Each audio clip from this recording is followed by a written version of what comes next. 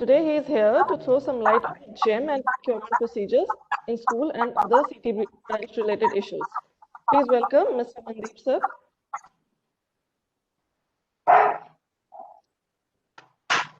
Welcome Mandeep sir.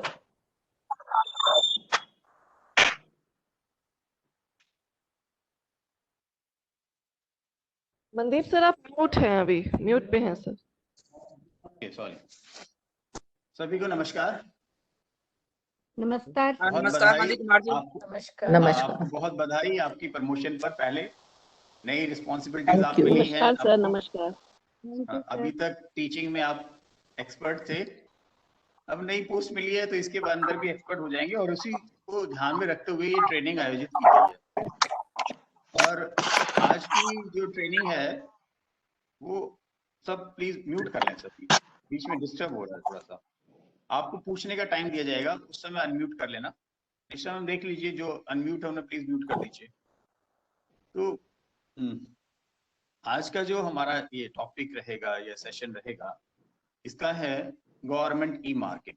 Basically जब आप नई पोस्ट पे प्रमोट हुए हैं तो एक नई चीज आपको डील करनी है, वो है परचेजिंग। गवर्नमेंट आइटम्स को कैसे परचेज करते हैं। जैसे आपने पूरी जिंदगी अपने लिए अपने परिवार के लिए सामान खरीदा है, but how it is different from public buying. लौजरी राम जी हैं जी, एक लौजरी राम जी को म्यूट करिए प्लीज। तो इसको मैं यहाँ पीपीटी से शुरू करूंगा। पहले मैं बता दूं कि जो सबसे बड़ी समस्या एज एचओएस या डीडीओ आप फेस करते हैं वो फाइनेंशियल मैटर्स को लेकर, क्योंकि ये पूरी तरह से नया है और इसको लेके सबसे ज्यादा डर भी होता है, क्योंकि सबसे ज्यादा ऑडिट ऑब्जेक्शंस ये विजिलेंस इंक्वायरी इसी के बेसिस पर होती है। तो आइए शुरू करते हैं। पहले मैं पीपीटी से शेयर करूंगा थोड़ी देर, उससे आपको एक्सप्लेन करेंगे, फिर उसके बाद लाइव सेशन भी करके दिखाएंगे कि कैसे हम किसी गुड का ऑर्डर प्लेस कर सकते हैं, किन बातों का ध्यान रखना है, तो वो सब चीजें लाइव भी करके दिखाएंगे। तो पहले पीपीटी शुरू करते हैं। Share my screen first.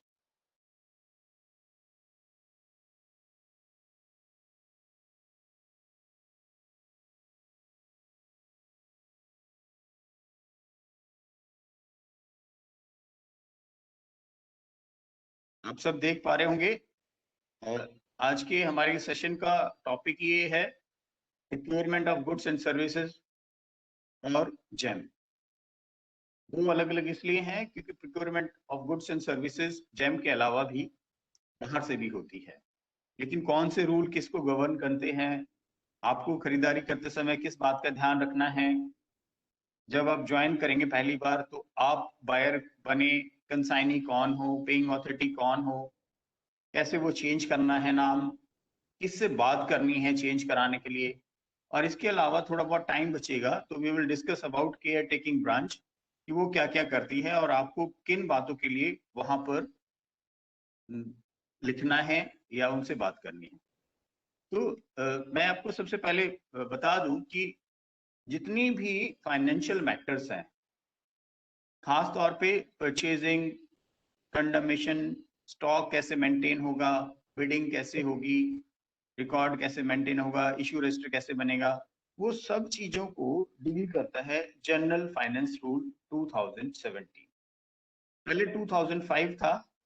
तो जो लोग पिछला रजिस्टर देख के अगर काम करना चाहेंगे तो मैं उन्हें प्लीज सजेस्ट करूंगा, हो सकता है उस समय वो 2005 जीएफआर के रूल लागू थे। तो आप पीछे से देख के कोई काम ना करें, हमेशा आज की सेशन में जो बात हुई है या फिर जनरल फाइनेंस रूल 2017 में जो दिया गया है उसे फॉलो करेंगे। ऐसा नहीं है कि जो पहले से उतारा वैसे ही करें, क्योंकि रूल बदलते रहते हैं।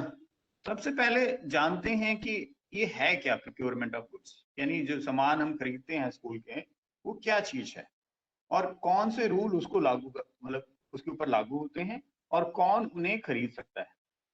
तो सबसे पहले बात जो हमने अभी बताई कि जनरल फाइनेंस रूल 2017 सभी सरकारी डिपार्टमेंट्स और ऑर्गेनाइजेशन पर लागू और इसी के अकॉर्डिंगली प्रोक्योरमेंट होनी चाहिए, खरीदारी होनी चाहिए।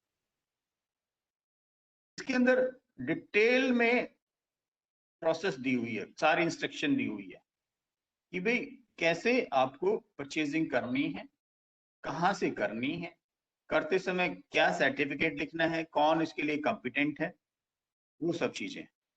यहाँ पर जब बात आती है गुड्स की, कई कहते हैं भाई ये चीज तो जरूरी नहीं है जैम से, तो कहीं से खरीद लें। तो मैं आपको बता दूं कि term good include all articles, material, furniture, picture, spare, instrument, machinery, जो भी आप चीज ले रहे हैं, टेंजिबल और इनटेंजिबल, सॉफ्टवेयर, लाइसेंस वगैरह सब इसी के अंडर आता है। एक तरह से गुड्स एक ब्रॉडर कॉन्सेप्ट है, इकोनॉमिक्स वाले तो जानते हैं। तो इसके अलावा जो किताबें हैं ये इससे एक्सक्लूड कर दिया। अगला ये है, इसके अंदर गुड्स के अंदर हम सर्विसेज भी लेते हैं। जैसे आपने कोई, आपके यहाँ समर कैंप लगा है, तो आप उसके लिए जो सामान खरीद रहे हैं, रिफ्रेशमेंट, वो सर्विसेज प्रोवाइडिंग के अंदर आता है और वो भी जैम के अंदर लेना होता है। उसके ऊपर भी यही जीएफआर लागू होते हैं। यहाँ तक कि गाड़ी हायर करने के लिए भी ट्रांसपोर्टेशन, इंस्टॉलेशन या कोई और मेंटेनेंस है, वो सब भी हमारी गुड्स के अंदर आएंगे और ये सारी चीजें भी जैम पर अवेलेबल होती है। पहले ये जान लें कि भाई ये कैसे अलग है। हमारी जो नॉर्मल परचेजिंग हम करते रहे हैं, बाजारों में जाते रहे हैं, ऑनलाइन खरीदारी करते रहे हैं, उससे ये कैसे अलग है। ये पब्लिक बाइंग के अंदर रिस्पॉन्सिबिलिटी और अकाउंटेबिलिटी फिक्स है। और वो क्यों फिक्स करी गई है? ताकि एफिशिएंसी बनी रहे, इकोनॉमी रहे और ट्रांसपेरेंसी रहे। यानी एक आदमी रिस्पॉन्सिबल होगा और उसी की अकाउंटेबिलिटी है। तो यहाँ मैं आपको बता दूं, जो एचओएस बनते हैं, अगर आपने एचओएस की फाइल भेजी होगी तो उसके बाद एचओएस का ऑर्डर आया होगा बन के, वहां पर आप देखेंगे कि आपको डेलीगेशन ऑफ फाइनेंशियल पावर के रूल नंबर 14 के अंतर्गत डायरेक्टर साहब ने फाइनेंशियल पावर डेलीगेट की, और वही पावर है जो डायरेक्टर साहब ने आपको दी है, उसके बेसिस पर आप कॉम्पिटेंट हो गए, आपकी सिग्नेचर की वैल्यू हो गई, आपका डिसीजन अब आप ही लेंगे। रिस्पॉन्सिबिलिटी तो सिर्फ एचओएस की ही है। अगर वो कहे कि आईटी ने ऑर्डर प्लेस कर दिया, हमारे टीचर ने ऑर्डर प्लेस कर दिया, हमारा जो सप्लायर था उससे ऐसी हो गई गलती, तो प्लीज ये सब चीजें कहीं भी स्टैंड नहीं करेंगी। यू आर रिस्पॉन्सिबल बीइंग एचओएस, और अकाउंटेबिलिटी भी आपकी। एक और चीज इसके अंदर साफ कहा गया है कि fair and equitable treatment of supplier, कि जितने भी सप्लायर हैं सबको बराबर का मौका मिलना चाहिए। ऐसा नहीं है कमरे में एक सप्लायर बिठाया, उससे बात कर ली, उससे सामान खरीदी। और इसी फेयरनेस और इक्वल ट्रीटमेंट को बढ़ाने के लिए सरकार ने कंपलसरी कर दिया गया है कि आप गवर्नमेंट की मार्केट से ही खरीदें। और वहां पर भी रूल बनाए गए हैं कि आप कैसे फेयर और इक्वल ट्रीटमेंट करेंगे। आप L1 खरीदेंगे, आप कंपैरिजन करेंगे। अगर वहां पर भी आप किसी एक ही डीलर से खरीद रहे हैं तो आप इस रूल को तोड़ रहे हैं, फंडामेंटल प्रिंसिपल। आप तो ये आपकी कहीं ना कहीं, जब तक ना पता चले तो कुछ नहीं होता, लेकिन अगर बात उठती है तो ये आपकी इंटीग्रिटी के ऊपर डाउट करता है और ये विजिलेंस इंक्वायरी को इनवाइट करता है। अगला, जब भी हमें कोई ऑर्डर प्लेस करना है तो हमारा ऑब्जेक्टिव फंक्शन फिक्स होना चाहिए, और जो सामान हमें लेना है उसकी क्वांटिटी, टेक्निकल स्पेसिफिकेशन और उसकी मेजरमेंट हमें स्पेसिफाई करनी होती है। अगर ये हमें क्लियर नहीं है तो हम नहीं खरीद पाते हैं। आप लोग कहेंगे हमें तो क्या पता, हम सब चीजों के एक्सपर्ट नहीं है, तो उसका तरीका भी हम बताएंगे कि कैसे आप इन टेक्निकल स्पेसिफिकेशंस को देख सकते हैं किसी भी चीज को। अगली बात, आप ये नहीं कह सकते कि भाई हमें तो बजाज का पंखा लगाना था जी, वो अच्छा होता है, तो आप किसी भी एक ब्रांड को मेंशन नहीं कर सकते किसी भी चीज में। ट्रेडमार्क, ट्रेड नेम, माना आप अपने घर में हेवल्स यूज कर रहे होंगे, पंखा 30 साल से चल रहा होगा, आप कहेंगे भाई हेवल्स ही लगाओ यहाँ पर। बट गवर्नमेंट सिस्टम में ये नहीं है। गवर्नमेंट सिस्टम में तो क्या करेंगे, आपने हेवल्स जो लिया है वो 5 स्टार रेटिंग है, तो आप 5 स्टार तो कह सकते हो, 5 स्टार चाहिए। उसमें कॉपर बाइंडिंग है तो आप कॉपर बाइंडिंग तो कह सकते हैं, लेकिन आप ये नहीं कह सकते हमें हेवल्स का ही चाहिए। आप प्रोडक्ट स्पेसिफिकेशन में डालिए भाई कॉपर बाइंडिंग होनी चाहिए, ये इतने mm पे वायर होना चाहिए, इतनी इसकी वारंटी होनी चाहिए, ये स्टार रेटिंग होनी चाहिए। जो सबसे सस्ता मिलेगा वो हमें लेना होगा, और उसकी क्वालिटी, उसमें वारंटी भी होगी। आपको चाहिए 5 साल की वारंटी वाला चाहिए, 5 साल की वारंटी सेलेक्ट कीजिए। 5 साल की वारंटी में अगर हेवल से आधे प्राइस में मिलेगा तो गवर्नमेंट कहती है वही लीजिए, क्योंकि प्रोडक्ट स्पेसिफिकेशन सेम है।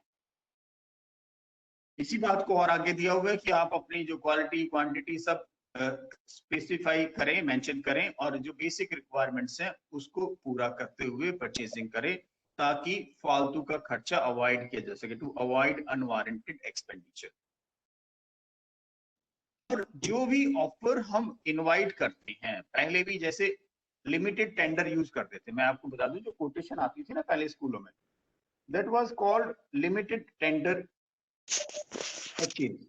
अब वो नहीं होता है, उसके लिए भी ये माना गया है कि जो फेयर और ट्रांसपेरेंट प्रोसीजर जरूर होना चाहिए, और यही रिस्पॉन्सिबिलिटी है एचओएस की बस, कि भाई वो फेयर एंड ट्रांसपेरेंट वे में परचेजिंग कर ले, बाकी तो फिर अपने आप सेलर्स आते हैं, सस्ता वाला मिल जाता है। ये अथॉरिटी को ये भी सेटिस्फाई करना है कि जो उसने सामान खरीदा है वो सारी रिक्वायरमेंट्स हर एस्पेक्ट में वो पूरा करता है, मीट करता है, और रीजनेबल और consistent with the quality required, जो क्वालिटी हमें चाहिए वैसा है। ये मैं बता दूं, कई बार आप कहेंगे कोई जैम पे तो हमने सामान देखा नहीं, ऑर्डर प्लेस कर दिया। अगर आपने प्रोडक्ट स्पेसिफिकेशन मेंशन कर दिए हैं, उसके अकॉर्डिंगली सामान नहीं आया है, तो आपको कहीं वापस करने जाने की जरूरत नहीं है, वहीं पर रिजेक्ट करना होता है ऑनलाइन, और वो सामान अपने आप सेलर उठा के ले जाता है बिना किसी आपके पैसे को चार्ज किए, अगर आपने उसको टाइमली रिजेक्ट कर दिया है तो। एक और समस्या मैं सालों से देख रहा हूँ, ये 2017 से चल रहा है जैम। हमारे पास कई प्रिंसिपल्स के फोन आते हैं कि सर 2 दिन बाद एनुअल डे है, 2 दिन में सामान नहीं आएगा, ऐसे में हम क्या करें, कहाँ से परचेज करें, या हमारे अभी पेपर शुरू होने वाले हैं और 3 दिन में तो जैम नहीं देगा सामान। तो प्लीज उस समस्या से बचने के लिए आपको एनुअल प्रोक्योरमेंट प्लान साल के शुरू में बना लेना चाहिए।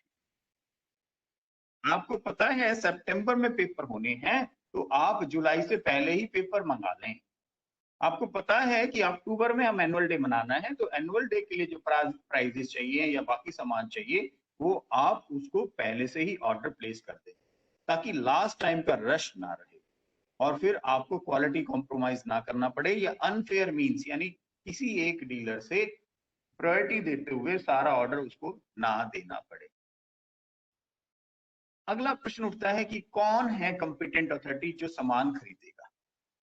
तो मैं आपको यहाँ बता दूं, जो अभी कहा था कि डेलीगेशन ऑफ फाइनेंशियल पावर्स जो है, उसके अंतर्गत जो पावर है, फाइनेंशियल पावर, वो डेलीगेट की जाती है, और यहाँ पर हमारे हेड ऑफ स्कूल या प्रिंसिपल को की जाती है, जिनको उस ऑर्डर के तहत वो सारी फाइनेंशियल पावर मिल जाती है, जो डायरेक्टर रूल 14 के अंतर्गत आपको देता है, और आप इसे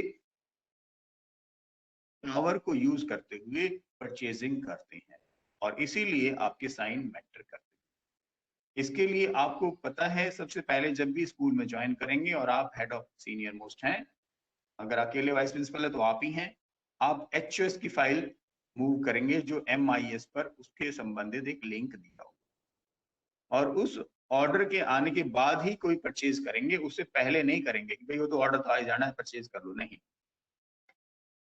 अब पूछता है कि भाई कौन कौन से रूल हैं जो रिलेवेंट हैं GFR के। इसका रूल नंबर 149 ये इंपॉर्टेंट है, क्योंकि यहाँ पर स्पेसिफिकली मेंशन किया गया है। अगर आप GFR देखेंगे तो इसमें अमाउंट कुछ डिफर होंगे, उसके लिए बाद में एक कॉरिजोंडम आया था जिसमें अमाउंट चेंज किए गए हैं, तो आप ये ना कहना कि सर वहां तो कुछ और अमाउंट लिखे हैं, यहाँ कुछ और। उसके बाद के जो सर्कुलर हैं, इसलिए उस बेसिस पर इस रूल को अपडेट किया गया है। इसमें लिखा है कि भाई procurement of goods and services by government buyer will be mandatory, और इसमें common goods and services add कर दिया है, यानी बहुत स्पेसिफिक है ना, कोई स्पेशलाइज मान लीजिए ऑपरेशन होना है गवर्नमेंट हॉस्पिटल्स के लिए, या कहीं डिफेंस का है सामान, जहां बहुत स्पेसिफिक चीजें हैं जो जेम पर अवेलेबल नहीं है, उसके लिए एग्जेम्प्ट कर दिया गया है, लेकिन उसमें भी बिडिंग सिस्टम रखा गया है, जो हमारे यहाँ नहीं अभी जरूरत पड़ती क्योंकि अमाउंट कम। तो हम यहाँ की बात करें कॉमन गुड्स एंड सर्विसेज, हमारी लगभग सारी कॉमन गुड्स एंड सर्विसेज हैं, वो हम यहाँ से परचेज कर सकते हैं। 25,000 तक आप किसी भी अवेलेबल सप्लायर से खरीद सकते हैं, meeting the request quality specification and delivery period. यहाँ पर 25,000 तक L1 यानी लोवेस्ट आइटम खरीदने की बाउंडेशन नहीं है। हालांकि आप लोअर से ऊपर वाला लेते हैं तो जेम पूछता है कि भाई आपने यही क्यों चूज किया, आप ये हायर वाला क्यों ले रहे हैं। तो वहां पर आपको कोई ना कोई रीजन लिखना पड़ता है कि हम हायर वाला क्यों ले रहे हैं।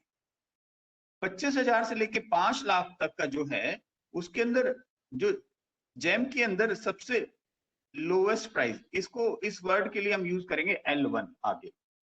L1 मतलब lowest one. Lowest one item आपको खरीदना पड़ेगा, ये कंपलसरी है। और इसके लिए आपको 3 आइटम्स को कंपेयर करना पड़ेगा। जो 3 अलग अलग कंपनियां हैं उनको आप गुड्स को कंपेयर करेंगे और फिर जो लोवेस्ट वन है वो खरीदेंगे। मान लीजिए 3 आइटम अवेलेबल नहीं है, तो उस कंडीशन में आप डायरेक्ट मिनिमम L1 नहीं खरीद सकते, आपको ऑनलाइन बिडिंग या ऑनलाइन रिवर्स ऑक्शन इसके अंदर यूज करना पड़ेगा, क्योंकि कंपैरिजन या बिडिंग होना जरूरी है 25,000 के ऊपर, और हमें सबसे लोवेस्ट लेना होगा। यहां मैं आपसे एक और रिक्वेस्ट करूंगा, कई बार अभी जब ऑडिट होता है तो फिर याद करते हैं कुछ साथी, तो क्या किया कि भाई सामान खरीदना था 50,000 का, अब 50,000 में लोअर वन लेना है। अब किसी अपने कुछ होते हैं डीलर्स जो जल्दी सामान प्रोवाइड करते रहे हैं या सालों से सेवाएं देते रहे हैं स्कूल में, वो कहते हैं कि 2 ले लो जी, 2 बिल बना देंगे 25,000 के। अब उसे क्या फर्क पड़ना है, रिस्पॉन्सिबिलिटी एंड अकाउंटेबिलिटी तो बायर की है। तो वो ऑब्जेक्शन उठाया गया कि 1 साल के अंदर जब 50,000 का सामान खरीदा तो 2 टुकड़ों में क्यों खरीदा गया। इससे पता चलता है कि आप फेयर परचेजिंग नहीं करी, क्योंकि लोवेस्ट वन लेना था, आपने सिर्फ लोवेस्ट वन से बचने के लिए या जो नेसेसरी सैंक्शन आपको लेनी थी कहीं से हायर अथॉरिटी से, उससे बचने के लिए आपने इस ऑर्डर को 2 हिस्सों में बांट दिया। फिर क्या करना पड़ा, फिर उसका एक्सपेक्टो सैंक्शन बाद में लेनी पड़ी, क्योंकि हायर अथॉरिटीज के पास जाना था या इस तरह की परचेजिंग के लिए परमिशन बाद में लेनी पड़ी। तो ये ध्यान रखना है कि आपकी जो सैंक्शन है, जो आपकी पावर है सैंक्शन करने की, वो और लोएस्ट वन के प्रोसेस से बचने के लिए आप किसी भी ऑर्डर को छोटे पार्ट्स में डिवाइड नहीं करेंगे। 5 लाख से ऊपर तक का जो है आइटम, वो सब हमारा ऑनलाइन बिडिंग के थ्रू ही होगा। स्कूलों के अंदर ऐसा कुछ अभी तक होता नहीं है। ये जो सीलिंग की बात करी हमने 25,000, 25 से 5 लाख और 5 लाख से ऊपर, ये सिर्फ जेम के ऊपर जो परचेजिंग हो रही है उसके वाली बात हो रही है। इसके जो बाहर की बातें हैं वो अभी नेक्स्ट रूल में आएंगी, उसको इससे मिक्स मत करना प्लीज। फिर जो हम जब भी परचेज करें तो इसमें लिखा ना, गवर्नमेंट बायर में ascertain the reasonable of price before placement of order. अब यहां पर हालांकि इसके अंदर बिजनेस एनालिटिक टूल है एक, लेकिन फिर भी मैं आपको 2 थंब रूल बताता हूं किसी भी परचेसिंग। पहला ये कि जब आप खरीदें वो L1 होना चाहिए। आपने अगर कंपेयर कर लिया 3 गुड या जेम पर खरीदा और वो लोएस्ट वन है तो कोई इशू नहीं है। दूसरा LPP, last purchase price, last purchase price से वो कम होना चाहिए या उसके बराबर होना चाहिए। अगर लास्ट परचेज प्राइस से ऊपर जा रहा है और वो आपने कंपेयर नहीं किया है तो वो थोड़ा ऑब्जेक्शनेबल होता है। अगर वो लास्ट परचेज प्राइस से ऊपर जा रहा है, क्योंकि लास्ट परचेज प्राइस भी कंपेयर कर खरीदा होगा तो हम मानते चलो वो मिनिमम था, अगर वो उससे ऊपर जा रहा है तो आपको कंपैरिजन जरूर करना चाहिए और लोएस्ट वन ही लेना होगा। इसमें लास्ट पॉइंट वही दिया हुआ है कि डिमांड हम कभी भी छोटे छोटे टुकड़ों में नहीं बांटेंगे, सिर्फ L1 से बचने के लिए, बिडिंग से बचने के लिए, या नेसेसरी अप्रूवल जो हमें सैंक्शनिंग या हायर अथॉरिटी से लेना है उससे बचने के लिए। हम इनसे बचने के लिए प्लीज उसको छोटे छोटे टुकड़े में मत बांटना, वरना वो आपके ऊपर डाउट क्रिएट करता है। अब कई बार चीजें ऐसी होती है कि जैम पर अवेलेबल नहीं है, तो GFR में उसके लिए भी प्रोविजन किया गया है। 25,000 तक की गुड, यहां पर भी देखिए 25,000 तक की गुड एक बार में हम बिना किसी कोटेशन या बिड के HOS डायरेक्ट खरीद सकता है। मैं कह रहा हूं यहां पर HOS, क्योंकि he have the financial power और उसे किसी और से पूछने की जरूरत नहीं है, उसे खुद सेटिस्फाई होना पड़ेगा और एक सर्टिफिकेट यहां पर ये दे देगा कि I am personally satisfied that these goods purchase are, ये जो सर्टिफिकेट यहाँ लिखा है ये लैंग्वेज GFR में भी अवेलेबल है। मैं इससे सेटिस्फाइड हूं और ये प्राइस रीजनेबल है, बस ऑर्डर प्लेस हो गया, पेमेंट हो जाएगी। अगर उससे ज्यादा का अमाउंट है तो रूल नंबर 155 लागू होता है, जहां पर 25,000 से लेके 2.5 लाख तक। इसके लिए आपको स्कूल के अंदर एक परचेज कमेटी बनानी पड़ेगी, लोकल परचेज कमेटी। अब लोकल परचेज कमेटी हर स्कूल के अंदर होती है और ऐसा कुछ नहीं है आपने मान लीजिए एक बार बना दी और उसका परमिशन ले ली, क्योंकि देखिए आप केवल प्रपोज करते हैं, उसको अप्रूव हमारे यहाँ हेड ऑफ डिपार्टमेंट करता है।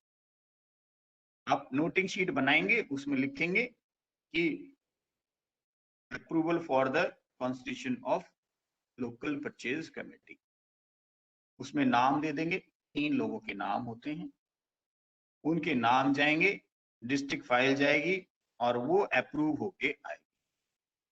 25,000 से लेके 2.5 लाख तक जो सामान स्कूल में खरीदा गया है और वो जैम से नहीं लिया गया, ध्यान रखना सिर्फ जो जैम से नहीं लिया गया, अगर जैम से लिया गया तो L1 हो ही गया है, कंपैरिजन हो गया है, हमें लोकल परचेज कमेटी के साइन की कोई जरूरत नहीं है वहां पर, क्योंकि वो तो ऑलरेडी वो प्लेटफॉर्म है जहां पर सारे रिकॉर्ड सेव रहते हैं।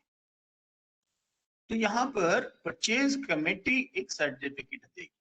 असल में सबसे पहले वो सर्वे करेगी मार्केट का और ये देखेगी कि कौन सा सामान रीजनेबल रेट पर सही क्वालिटी में और स्पेसिफिकेशन के अकॉर्डिंगली मिल रहा है, और उस सप्लायर को आइडेंटिफाई करके फिर वो ऑर्डर प्लेस करेंगे और एक सर्टिफिकेट नीचे लिख देंगे। तो अब क्लियर हो गया, जो बाहर से सामान खरीदेंगे वो 2 चीजें हो गई, एक 25,000 तक डायरेक्ट HOS सर्टिफिकेट देके खरीद सकता है और 25,000 से लेके 2.5 लाख तक परचेज कमेटी की जरूरत होगी जो स्कूल लेवल पर गठित की जाएगी और जिसका अप्रूवल HOD, यानी हमारे यहाँ HOD वैसे RD है, बट आप डिस्ट्रिक्ट में फाइल भेजेंगे वहां से वो अप्रूव होके आएगी। ये 2 चीजें होने के बाद 2-3 रूल्स और हैं जो हमें पता होना चाहिए। रूल नंबर 157 अगेन, जिस बारे में कहा गया है कि हमें बिल्कुल भी सर आवाज क्लियर नहीं आ रही। किसको आवाज क्लियर नहीं? सर बाकी सब आवाज, निष्ठा मैम, सर आवाज मेरा clear है? शिव कुमार ने आवाज क्लियर है, आवाज क्लियर है, बिल्कुल क्लियर है। सर आवाज बिल्कुल क्लियर है, उनके अपने फोन में गड़बड़ होगी। ठीक है, आवाज बिल्कुल क्लियर है। आवाज क्लियर है। Thank you ji, thank you Dal Singh ji. Please continue करते हैं, हमारे पास टाइम कम है, कंटेंट बहुत ज्यादा है, अभी ऑनलाइन भी प्रैक्टिस करनी है। तो हम कभी भी, फिर मैं क्यों बार बार कह रहा हूं कि ऐसा एक जनरल प्रैक्टिस बनी हुई है और कुछ लोग गाइड कर देते हैं, और मैं यहाँ वाइस प्रिंसिपल्स की सेमिनार में बार बार ये कहता हूं कि पहले जो होता रहा है आपको उसे बिल्कुल फॉलो नहीं करना है, आपको केवल पॉलिसी और रूल को फॉलो करना है। रूल ये कहता है कि ऑर्डर को छोटे हिस्सों में नहीं बांटना, तो आप नहीं बांटेंगे। L1 का है तो L1 ही लीजिए। टीचर्स हो सकता है आपको ऐसे गाइड करेंगे कि जी जो 2 बिल बना देते हैं, एक अभी लगा देंगे, एक अगले महीने लगा देंगे। नहीं, ऐसा नहीं करना प्लीज।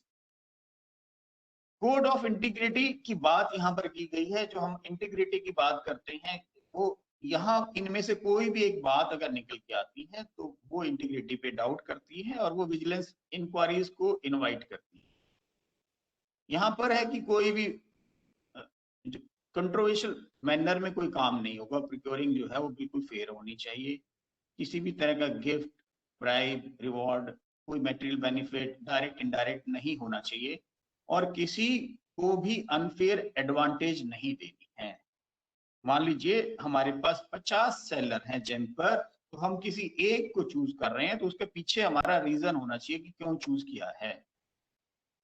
यहाँ पर लोएस्ट प्राइस ही उसका एक बेस हो सकता है और कुछ नहीं हो सकता। अगर कोई और लिया है तो अगेन आपने चाहे कुछ ना लिया हो बट वो अनफेयर एडवांटेज एक सेलर को दी गई है तो उसका जो कंक्लूजन है वो गलत निकलता है। फिर any coalition, bid rigging, anti competitive behaviour, जैसे हम किसी एक खास ब्रांड के पीछे जा रहे हैं तो वो भी ट्रांसपेरेंसी और फेयरनेस को कम करता है। मैं बताऊंगा कि कैसे अगर आपको बेटर चीज लेनी है तो बेटर चीज भी परचेज कर सकते हैं हम L1 पर। जेम कभी ये नहीं कहता कि आप घटिया सामान, आप बढ़िया से बढ़िया खरीदिए, महंगे से महंगा खरीदिए, बट उस महंगे वाले लेवल पर भी हमें सबसे सस्ता लेना है। जैसे एक अलमीरा आप कहते हैं हमें बहुत अच्छी चाहिए जिसमें 1 mm से ज्यादा थिकनेस होनी चाहिए, तो आपने 1 mm का प्रोडक्ट स्पेसिफिकेशन डाल दिया तो जो अलमीरा 6000 में मिल रही है वो आपको 15000 में मिलेगी कम से कम। तो आप 15000 ले सकते हैं लेकिन वहां पर फेयरनेस है, आपने प्रोडक्ट स्पेसिफिकेशन ऐसा डाला। तो उसकी प्रैक्टिस भी एक यहाँ पर छोटी जरूर करेंगे।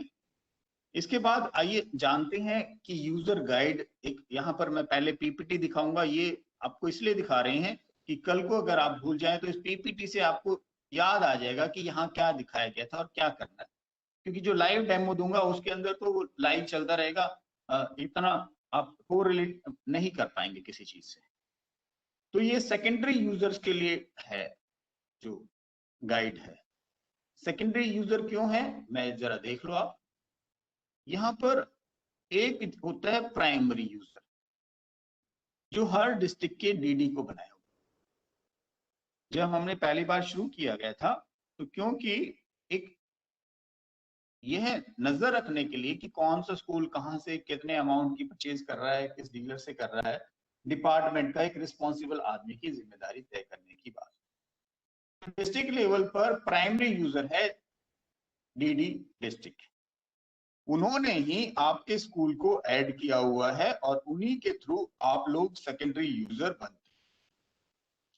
हर स्कूल को, जैसे ये 2 स्कूल दिखाएं, ऐसे कि डिस्ट्रिक्ट में 60 स्कूल है तो 60 स्कूल इनके अंडर में, और इस स्कूल के अंदर में 3 यूजर होंगे जो जेम पर काम करेंगे। पहला बायर, दूसरा कंसाइनी और तीसरा पेइंग अथॉरिटी।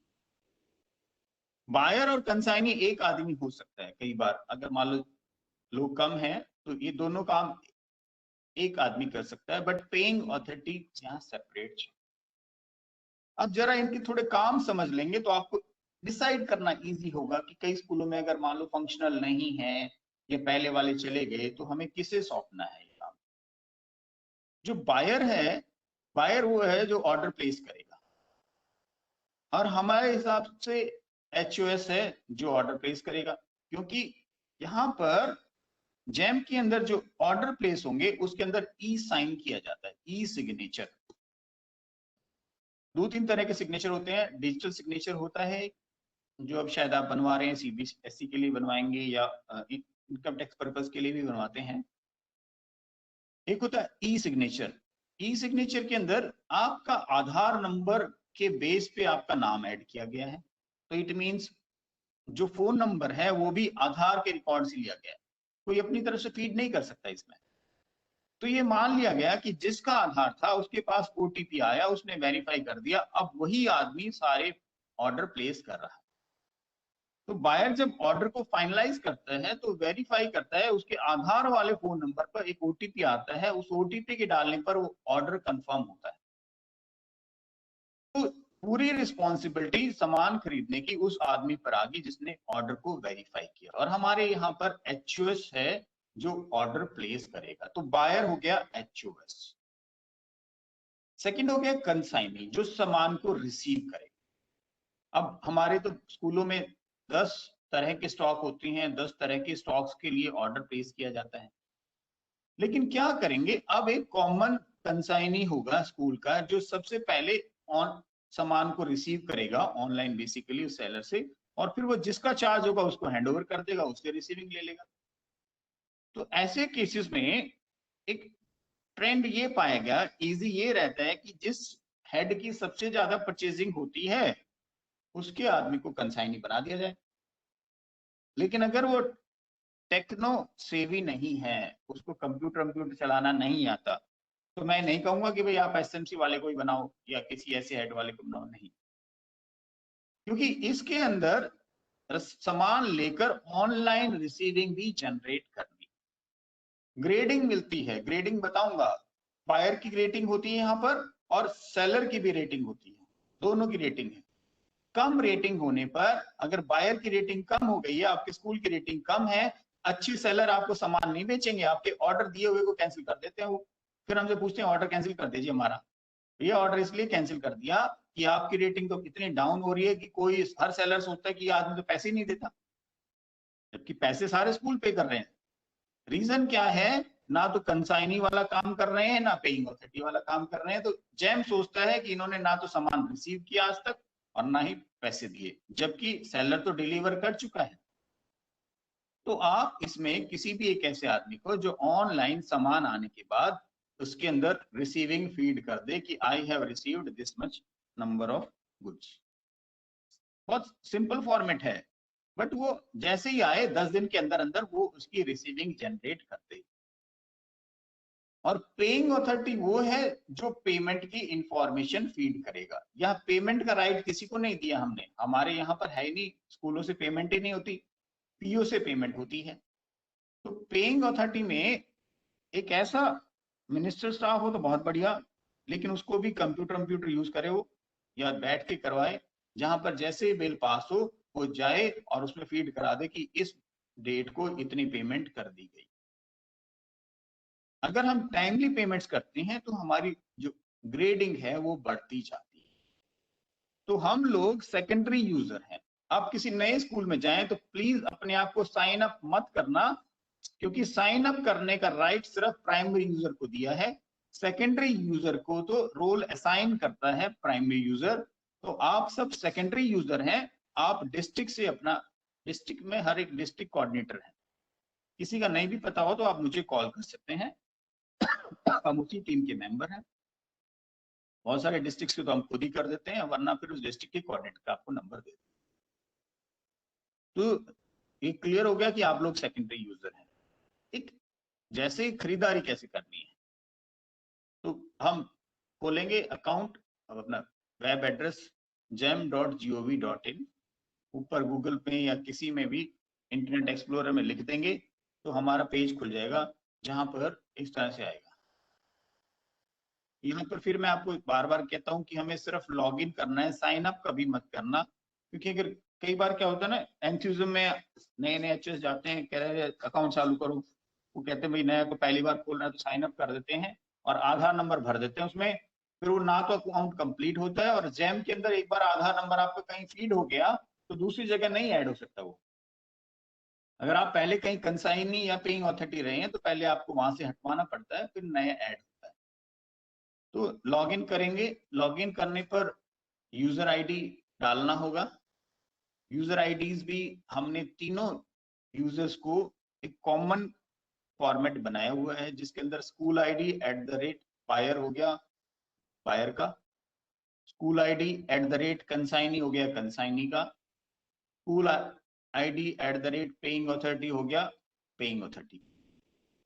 तो ऐसी यूजर आईडी ऑलरेडी बनी हुई है, आपको नहीं बनानी है। आप पिछले एचओएस से पूछ लेंगे, आपके आईटीज बता देंगे। आप जरूर नोट कर लें किसी डायरी में अपने पास। नीचे इसका फीड करेंगे, बॉक्स के अंदर जो कैप्चा कोड है वो डालेंगे, फिर नेक्स्ट पे वो पासवर्ड मांगेगा।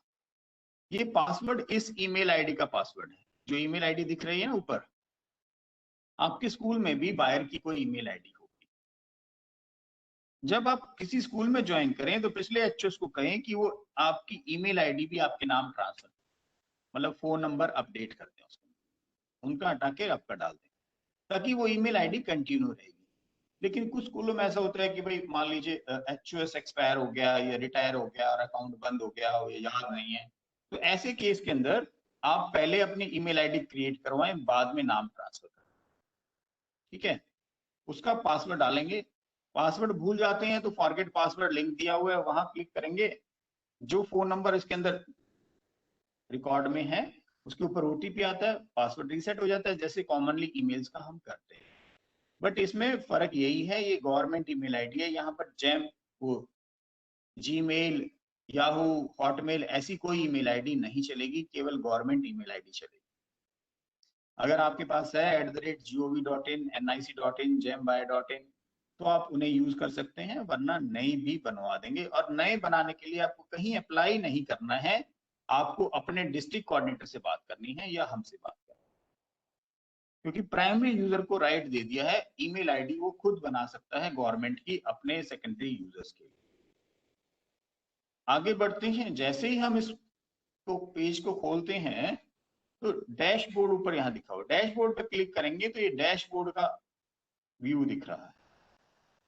डैशबोर्ड के अंदर कुछ पॉइंट्स आपको यहाँ इसलिए मैं बता रहा हूँ कि आप कई बार पूछते हैं यार वो नहीं दिख रहा, वो कहाँ से निकलेगा, तो ये एक आपको ओरिएंटेशन है इस जेम का कि अगर अभी तक कितने ऑर्डर आपने किए हैं, उसमें से कितनों को रिसीव कर लिया, कितनों की पेमेंट होगी, ये सब जो कुछ देखना है आप प्रोडक्ट ऑर्डर्स पे क्लिक करेंगे और जितने भी ऑर्डर्स हैं गुड्स के वो सारे इसके अंदर खुल जाएंगे।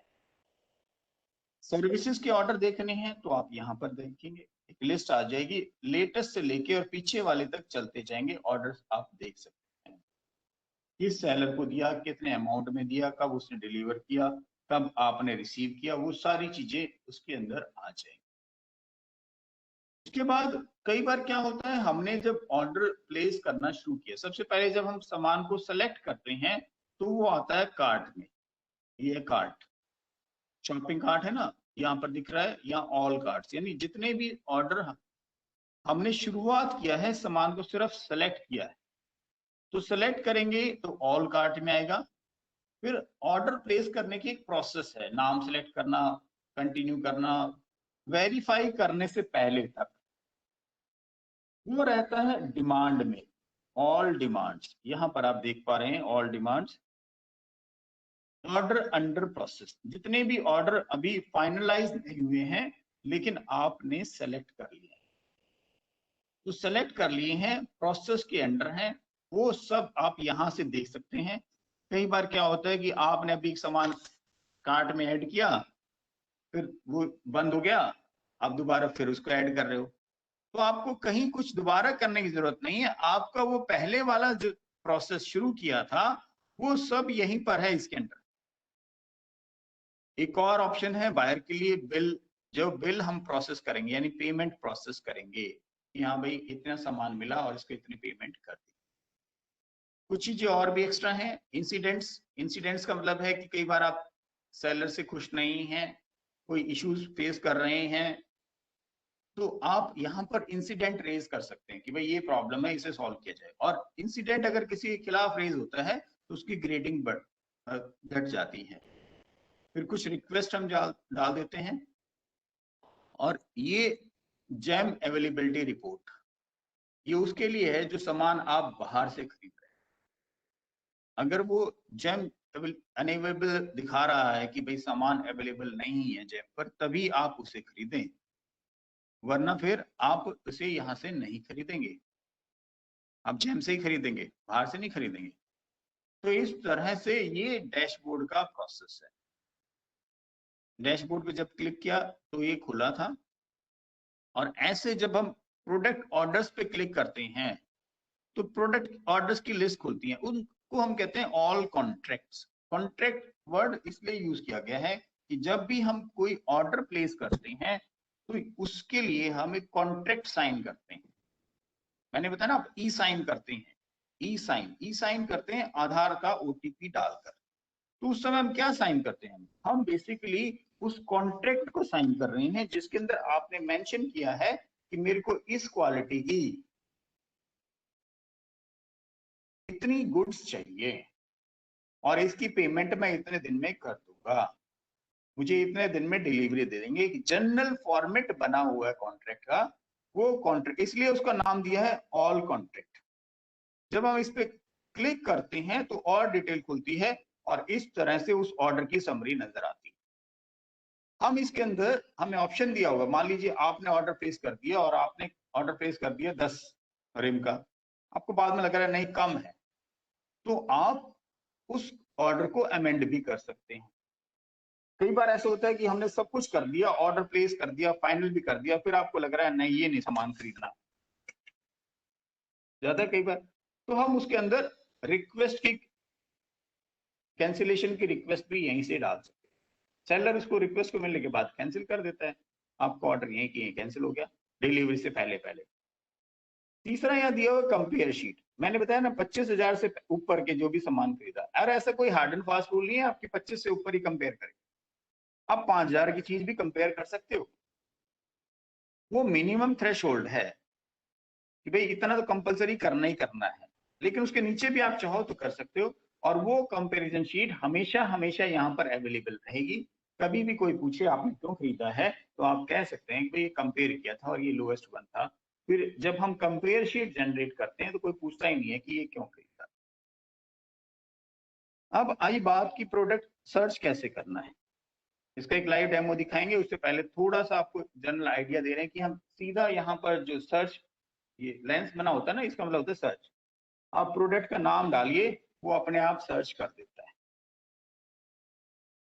और एक लिस्ट खोल देगा जिसके अंदर वो वर्ड आया है। दूसरा एक तरीका और है, यहाँ पर शॉप बाय कैटेगरी, आप यहाँ पर ऑल कैटेगरीज को देख सकते हैं या ऑल प्रोडक्ट्स को देख सकते हैं।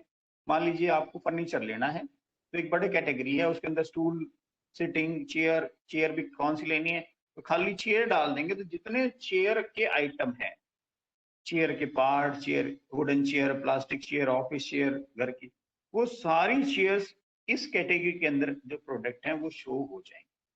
आप यहाँ से उसको ढूंढ सकते हैं। पेपर लेना है तो जैसे ही आप पेपर डालेंगे तो आपको मैं दिखाता हूँ, हमने यहाँ पेपर डाला तो जैसे ही पेपर डाला तो जितने भी तरह के पेपर के आइटम जैम के ऊपर अवेलेबल है, सारे पेपर वर्ड है सब में, disposable paper, cup, computer paper, carbon paper, blotter paper, तो वो सारे प्रोडक्ट एक साथ खुल जाएंगे। आपको छांटना इजी हो जाएगा कि आपको चाहिए क्या, चार्ट पेपर चाहिए आपको, व्हाइट पेपर चाहिए आपको, कौन सा हैंडमेड पेपर चाहिए, वो सब यहाँ पर, या रूल्ड राइटिंग पेपर चाहिए। तो अगर आप वहां से डायरेक्टली सर्च नहीं कर पा रहे हैं तो आप कैटेगरी से भी उसको सर्च कर सकते हैं। जैसे हमें फोटो कॉपियर पेपर चाहिए तो हमने इसको यहाँ पर देख लिया, इसके स्पेसिफिकेशंस यहाँ मिल जाएंगे और जैसे हम इसको सेलेक्ट करेंगे वो पेज खुलेगा। अभी जो पेज खुला है साथियों, इसके अंदर जो अमाउंट दिखा रहा है वो दिखा रहा है 84 और ये बता रहा है कि ये L1 वो है जो मिनिमम 500 क्वांटिटी बेचना चाह रहा है। तो आप सोचेंगे यार ये तो L1 तो 500 वाला है, हम 500 लेंगे तभी। इसके लिए अभी क्या किया है, अभी तो जैम पर जितनी गुड्स है वो सब दिखा रहा है। आपको सबसे पहले इस जैम को ये बताना है कि भैया मुझे दिल्ली में सामान चाहिए और मुझे 10 चाहिए, अब दिखाओ L1 कौन है।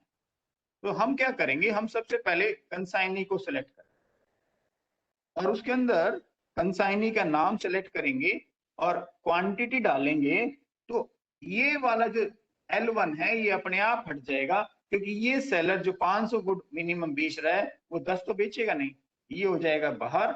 अब हमारे पास सिर्फ वही सेलर रह जाएंगे जो दिल्ली के अंदर, साउथ दिल्ली में 10 रिम बेचने को तैयार है, तो यकीनन L1 बढ़ जाएगा। और उसके बाद भी हम इसकी क्वालिटी को और बेटर कर सकते हैं, स्पेसिफिकेशन सेलेक्ट करके कि A4 साइज चाहिए, 75 GSM चाहिए, 500 का रिम चाहिए। जैसे जैसे हम GSM बढ़ाते जाएंगे हमारा L1 भी बढ़ता जाएगा। मैंने बताया ना L1 का मतलब घटिया क्वालिटी नहीं, L1 का मतलब है कि जो क्वालिटी आपको चाहिए उसमें सबसे सस्ता कौन सा है।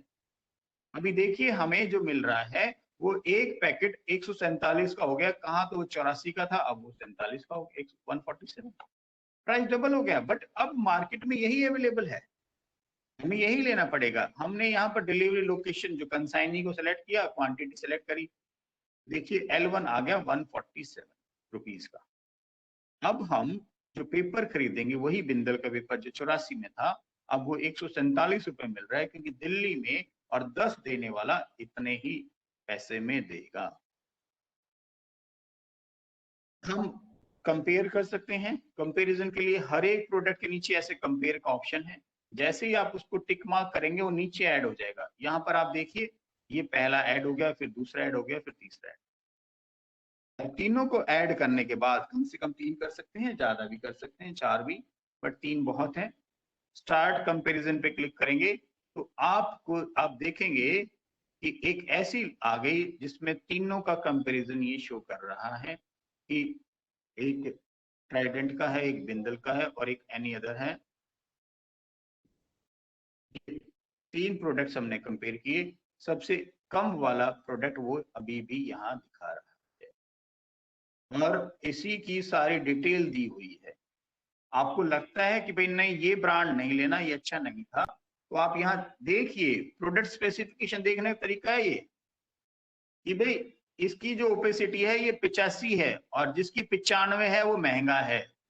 तो हम प्रोडक्ट स्पेसिफिकेशन में जाएं, ओपेसिटी को 95 कर दे तो हमें अच्छे वाला पेपर मिल जाएगा। आप देख रहे हो इसकी स्टिफनेस जो है पेपर की वो महंगे वाले की ज्यादा है, तो अब ज्यादा वाला लीजिए। सस्ता लेने की कोई नहीं कर रहा, बट L1 जरूर लीजिए। इस तरह से हम सलमान को सिलेक्ट कर सकते हैं और फिर यहाँ पर ऐड टू कार्ट पे क्लिक करेंगे जो लोएस्ट होगा। यहाँ पर दिया हो ना, हमने 3 प्रोडक्ट्स कंपेयर किया और ये कंपैरिजन शीट हमेशा सेव रहेगी। ऐड टू कार्ट करेंगे लोएस्ट प्राइस को खरीदने के लिए, वो हमारे कार्ट में आ गया, शॉपिंग कार्ट में यहाँ पर आ गया। यहाँ पर आप देख सकते हैं कि कितनी क्वांटिटी वहाँ दिखा रहा है। और प्लीज जो इकट्ठा अमाउंट दिखाते हैं वो सारे, अगर हमें 10 चाहिए तो 10 का दिखाएगा, 20 चाहिए तो 20 का दिखाएगा। यहाँ वो दिखा रहा है, देखिए कि भाई 165 के हिसाब से हमने 50 का ऑर्डर किया था, 8250 का हमारे प्रोडक्ट है। हम प्रोसीड टू चेकआउट पे क्लिक करेंगे तो नेक्स्ट पेज पे जाएंगे। ये पूछेगा कैसी परचेज है, डायरेक्ट या बिड। डायरेक्ट परचेज में हम उसी समय ऑर्डर प्लेस कर देंगे। 25,000 तक कोई भी हो जाता है, 25,000 से ऊपर L1 को ही डायरेक्ट परचेज कर सकते हैं आप। बिड किसी भी आइटम को कर सकते हैं। बिड होता है कि आपने टेंडर निकाला दिया ऑनलाइन, सारे सेलर उसको देखेंगे, उसका जवाब देंगे, आप फिर उसको खोलेंगे 7 दिन बाद और सामान ऑर्डर प्लेस कर देंगे जो बेस्ट होगा। नेक्स्ट पे आएंगे, जब हमने सेलेक्ट कर लिया, यहाँ प्लीज जरूर ध्यान देना, ये सेकंड पॉइंट जो है,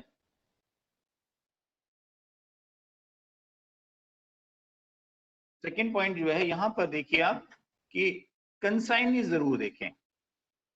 कंसाइनी इसलिए देखने के लिए कह रहा हूं क्योंकि ये कंसाइनी कई बार गलत सिलेक्ट हो जाता है। तो गलत सिलेक्ट ना हो उसके लिए आप यहाँ चेक कर लें। कई बार सेम नाम के 2 लोग होते हैं, आपने मान लीजिए डाल दिया, एक राजीव सेलेक्ट किया, 2 राजीव हैं, उसमें किसी और स्कूल का भी राजीव है, तो वो यहाँ पर उसके स्कूल का नाम भी आ जाएगा। तो कंटिन्यू ना करें, अगर ऐसा कुछ हो गया तो यहीं से डिलीट का ऑप्शन है, उसको डिलीट कर दें। ये पॉइंट है यहाँ पर जो आपका रोल जहां पर आता है, आप यहाँ पर पेइंग अथॉरिटी में अपने पेइंग अथॉरिटी का नाम सेलेक्ट करेंगे, स्कूल का, जो पेमेंट की कंफर्मेशन देगा। फिर 2 डेजिग्नेशन बताने होते हैं, एक वो डेजिग्नेशन जिसका एडमिनिस्ट्रेटिव अप्रूवल जिसने दिया है और दूसरा डेजिग्नेशन उसका जिसने फाइनेंशियल अप्रूवल दिया। मैं आपको बता दूं, जो आपकी जो फाइनेंशियल पावर है, डेलीगेशन अंडर फाइनेंशियल पावर, वो हर आइटम के लिए अलग अलग है। आप बिल्कुल ये मत समझना कि 50,000 की पावर है, आप किसी भी चीज को 50,000 तक खरीद सकते। एक सर्कुलर है यहाँ पर मेरे पास, मैं उसे शो करूंगा, इसके बीच में नहीं, अभी बाद में दिखाएंगे। जैसे ये होगा कि किस आइटम में कितनी फाइनेंशियल पावर है। उसके बाद एक और आया है, उसमें आपकी एनहेंस करी है फाइनेंशियल पावर, लेकिन वो कुछ ही आइटम में करी है, जैसे एनुअल डे, स्कूल मैगजीन, वो सर्कुलर अभी इसमें नहीं है मेरे पास, मैं अभी देखा। वो उनको छोड़ के बाकी सब का सेम है, तो सेम है, तो कितनी फाइनेंशियल पावर है। तो कोई चीजें जो अगर आपकी पावर से बाहर है तो आप प्लीज उसका एडमिनिस्ट्रेटिव अप्रूवल जरूर लें, और उसकी जो फाइनेंशियल अप्रूवल है वो भी लें। ये दोनों चीजें किसने दी? अगर आपकी पावर में था तो आपका यहाँ डेजिग्नेशन आ जाएगा हेड ऑफ स्कूल। अगर आपके बाहर का है, आप इसीलिए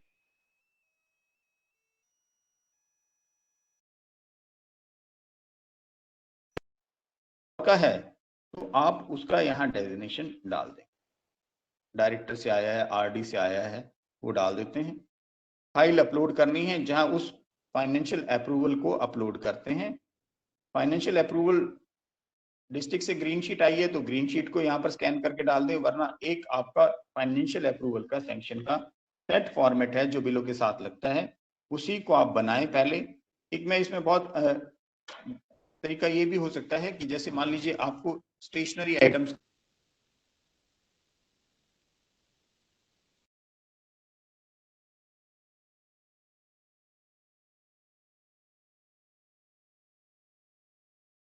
वॉइस नहीं आ रही सर।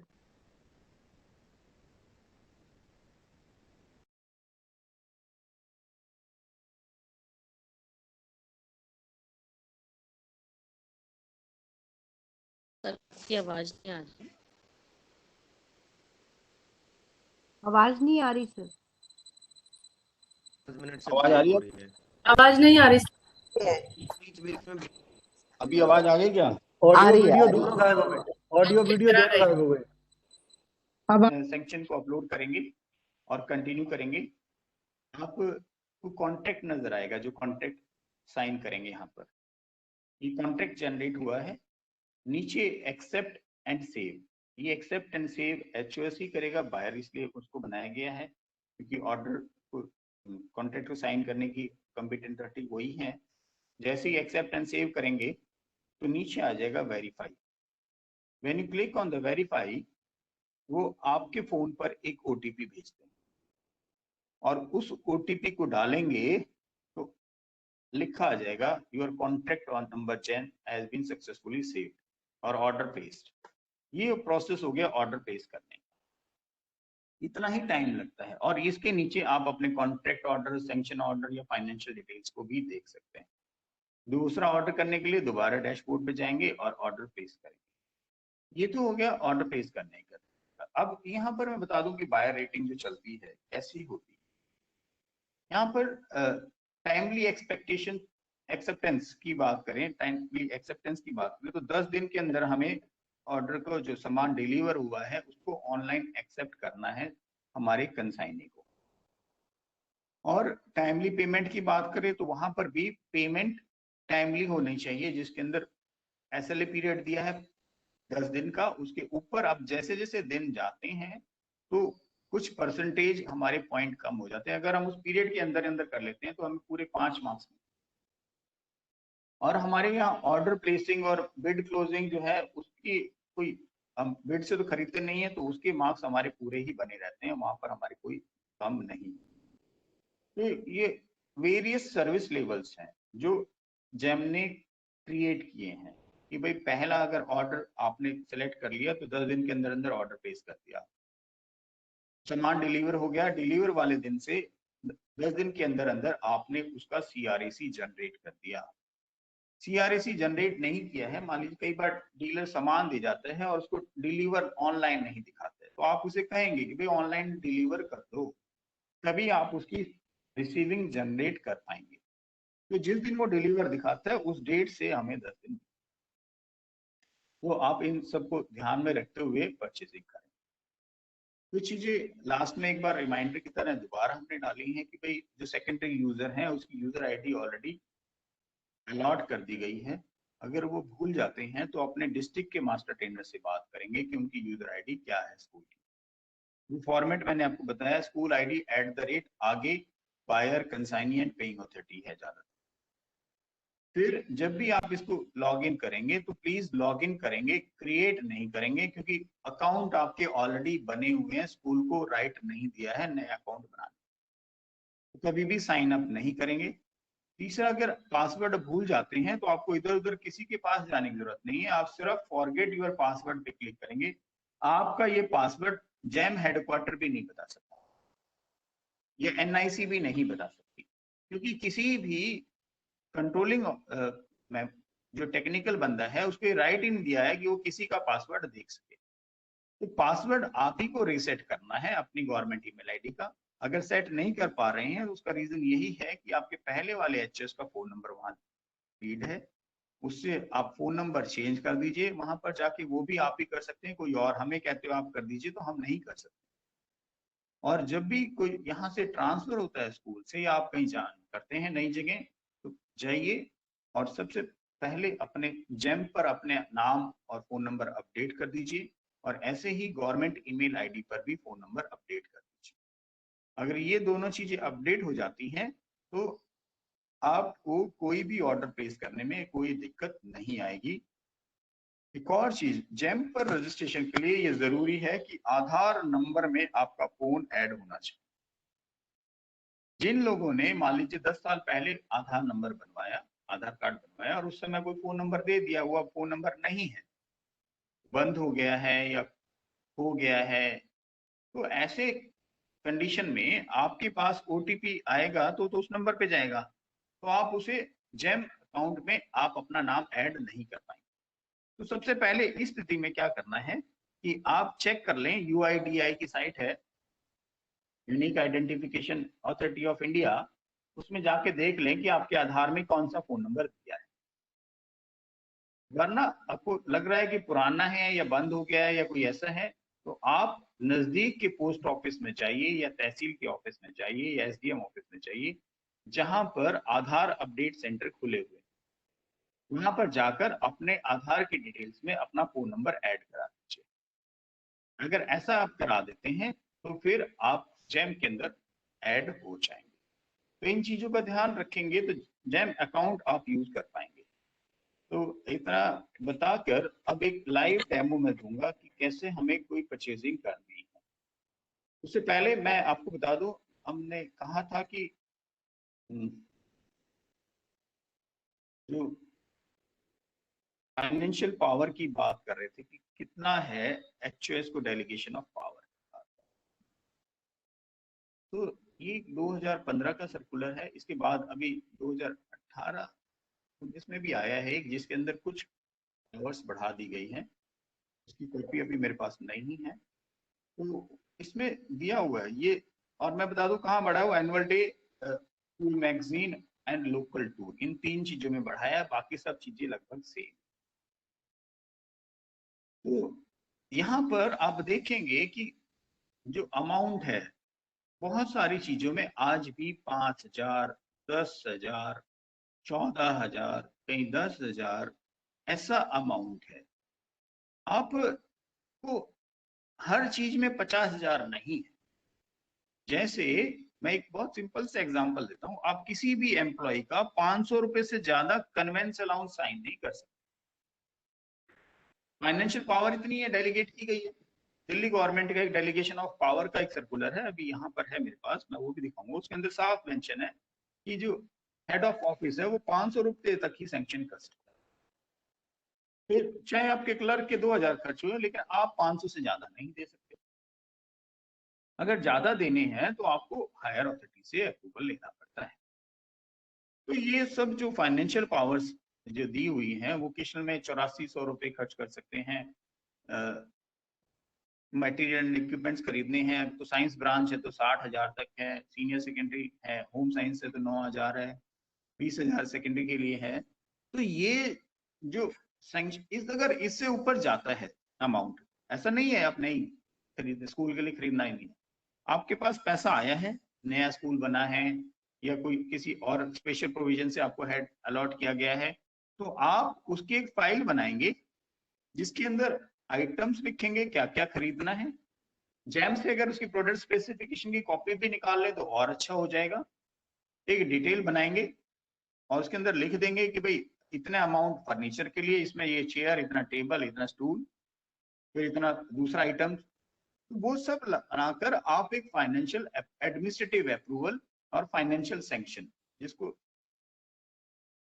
वो डिस्ट्रिक्ट में भेजेंगे, वहां से अप्रूव हो जाएगा, आप ऑर्डर प्लेस कर सकते हैं, क्योंकि आपको अप्रूवल वहां से लेना है और उसके बेसिस पर आप यहाँ पर अपने फाइनेंशियल सैंक्शन साइन कर सकते हैं।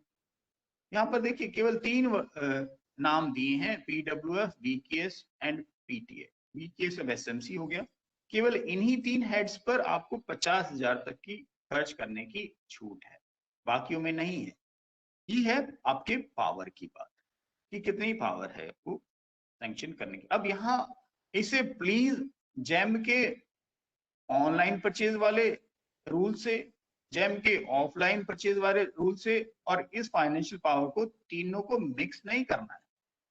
तीनों अलग अलग चीजें हैं कि जैम के ऑनलाइन कितना खरीदेंगे, जैम से बाहर खरीदेंगे तो कितना का खरीदेंगे, परचेजिंग पावर कमेटी कितना खरीदेगी, और आप जो सैंक्शन इशू करेंगे वो कितने तक की करेंगे।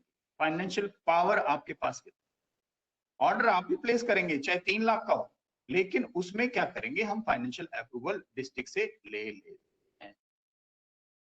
वहां पर जो कॉम्पिटेंट अथॉरिटी है जिसके पास उतने तक की पावर है वो साइन करके दे देता है, हम ऑर्डर ही प्लेस करेंगे और फिर हम जैम पर ऑर्डर प्लेस कर देंगे, L1 खरीद लेंगे, क्योंकि हम 5 लाख तक का ऑर्डर प्लेस करते हैं वो आपको ही करना है।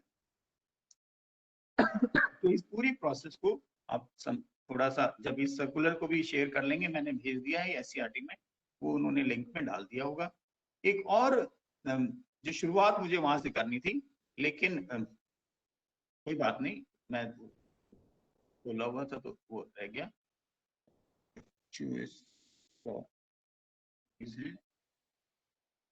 ड्यूटीज ऑफ HOS, एक ये सर्कुलर है, या प्लीज जरूर देखना क्योंकि अवेयरनेस बहुत जरूरी है। जुलाई 2017 का सर्कुलर है, डिपार्टमेंट ने आपको क्या क्या रिस्पॉन्सिबिलिटी दी है। अगर ये पता रहता है तो आप अवेयर रहते हैं, उन सब चीजों को चेक करते हैं। इसके अंदर एडमिनिस्ट्रेटिव ड्यूटीज हैं, जिसके अंदर सिक्योरिटी, सैनिटेशन, सब चीजों से लेकर स्कूल मेंटेनेंस, इंफ्रास्ट्रक्चर, इस ड्यूटीज को आप जरूर पढ़ना कि कैसे असेंबली को लेके क्या है, डिजास्टर मैनेजमेंट में क्या करना है, फर्स्ट एड, ये सब, ये लगभग 24 इस तरह की ड्यूटीज यहाँ पर इन्होंने मेंशन करी और ये आपकी ज्वाइन करते ही HOS ये ड्यूटीज शुरू हो गई। आपने पहले की है या नहीं की है, इससे आपका कोई लेना देना नहीं है। जैसे ACR टाइम से रिपोर्ट करना, उसका सर्टिफिकेट मांगते रहते हैं, तो आपको सब चीजें, फिजिकल वेरिफिकेशन ऑफ स्टॉक जो होता है समर वेकेशन में, तो उससे पहले वो सब आपको इंश्योर करना है। आपके पास अगर ये रहेगा तो एक एनुअल कैलेंडर भी आप आसानी से बना सकते हैं, जिसके अंदर मेंशन कर लो, एक डायरी जरूर मेंटेन करें जिसमें लिख लें कि भाई इस तारीख को मैंने सारे से स्टॉक वेरीफाई करवाना है, इस तारीख को ये करवाना है, इस SMC मीटिंग करनी, वो पहले से डेट्स लिखी रहती है तो आसानी से हो जाता है। फिर आती है एकेडमिक ड्यूटीज। एकेडमिक ड्यूटीज के अंदर भी क्या क्या दी हुई है, आप प्लीज इसको जरूर देखें। और ये देखिए बहुत सारी चीजें हैं, जैसे लिखा हुआ NCERT बुक शुड बी, मतलब आपको इंश्योर करना है। कोई टीचर किसी दूसरी किताब से पढ़ा रहा है तो एज HOS आपकी अब ये रिस्पॉन्सिबिलिटी और ड्यूटी हो गई कि आप उसे मना करेंगे और आप कहेंगे NCERT बुक पढ़े। चाहे बच्चा किसी से पढ़ रहा है, लेकिन स्कूल में आप उसको जरूर, वरना वो कहेंगे कि प्रिंसिपल सर ने कह दिया। कोड ऑफ कंडक्ट बच्चों के लिए और CCS रूल सारे लागू हो जाएं, वो सब चीजें भी आपके ऊपर ही आ गई। सुपरविजन डायरी आपको मेंटेन करनी है, टीचर्स की क्लास चेक करनी है, वो सारे 25 पॉइंट इसमें ये दिया। लास्ट वाला पॉइंट जो है ये फाइनेंशियल ड्यूटी, जिसके बारे में आज हम ज्यादा बात कर रहे हैं, वो उसमें क्या करना है। जब आप HOS बन जाते हैं तो DDO शिप से कैसे काम लेना है ये भी आपकी रिस्पॉन्सिबिलिटी है, क्योंकि DDO को आप बनाते हैं, आप उसको असाइन करते हैं रोल DDO का, वो वाइस प्रिंसिपल को करते हैं या आप सेक्शन ऑफिसर को करते हैं, वो सब HOS की पावर है। तो इन 2 सर्कुलर्स को आप जरूर देखना, इससे काफी एक इंसाइट मिलती है कि हमें क्या करना है। क्योंकि ऐसे तो हम सोचते हैं तो 10 पॉइंट याद आते हैं, बाकी 15 रह जाते हैं, तो हमें उस चीज का ध्यान रखना है। तो अब आइए एक लाइव डेमो देते हैं कि हमें कोई सामान प्रोक्योर करना है तो कैसे करना है। फिर भी अगर आपको कभी भी कोई इस तरह की इश्यू लगे कि हमें जो जैम के ऊपर कंसाइनी के क्या रोल है, बाकी का क्या रोल है। तो आप जैम की साइट पर जाकर, jam.gov.in आ गया, इसके नीचे आप वीडियो ये हुए हैं, यहाँ पर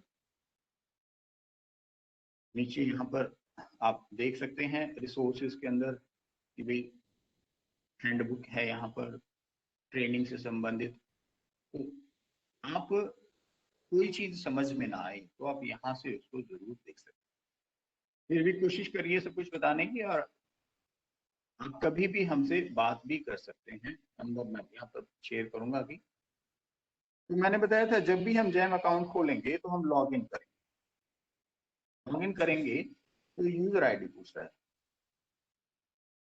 तो मैं एक बायर के अकाउंट में लॉग इन कर रहा हूँ जी।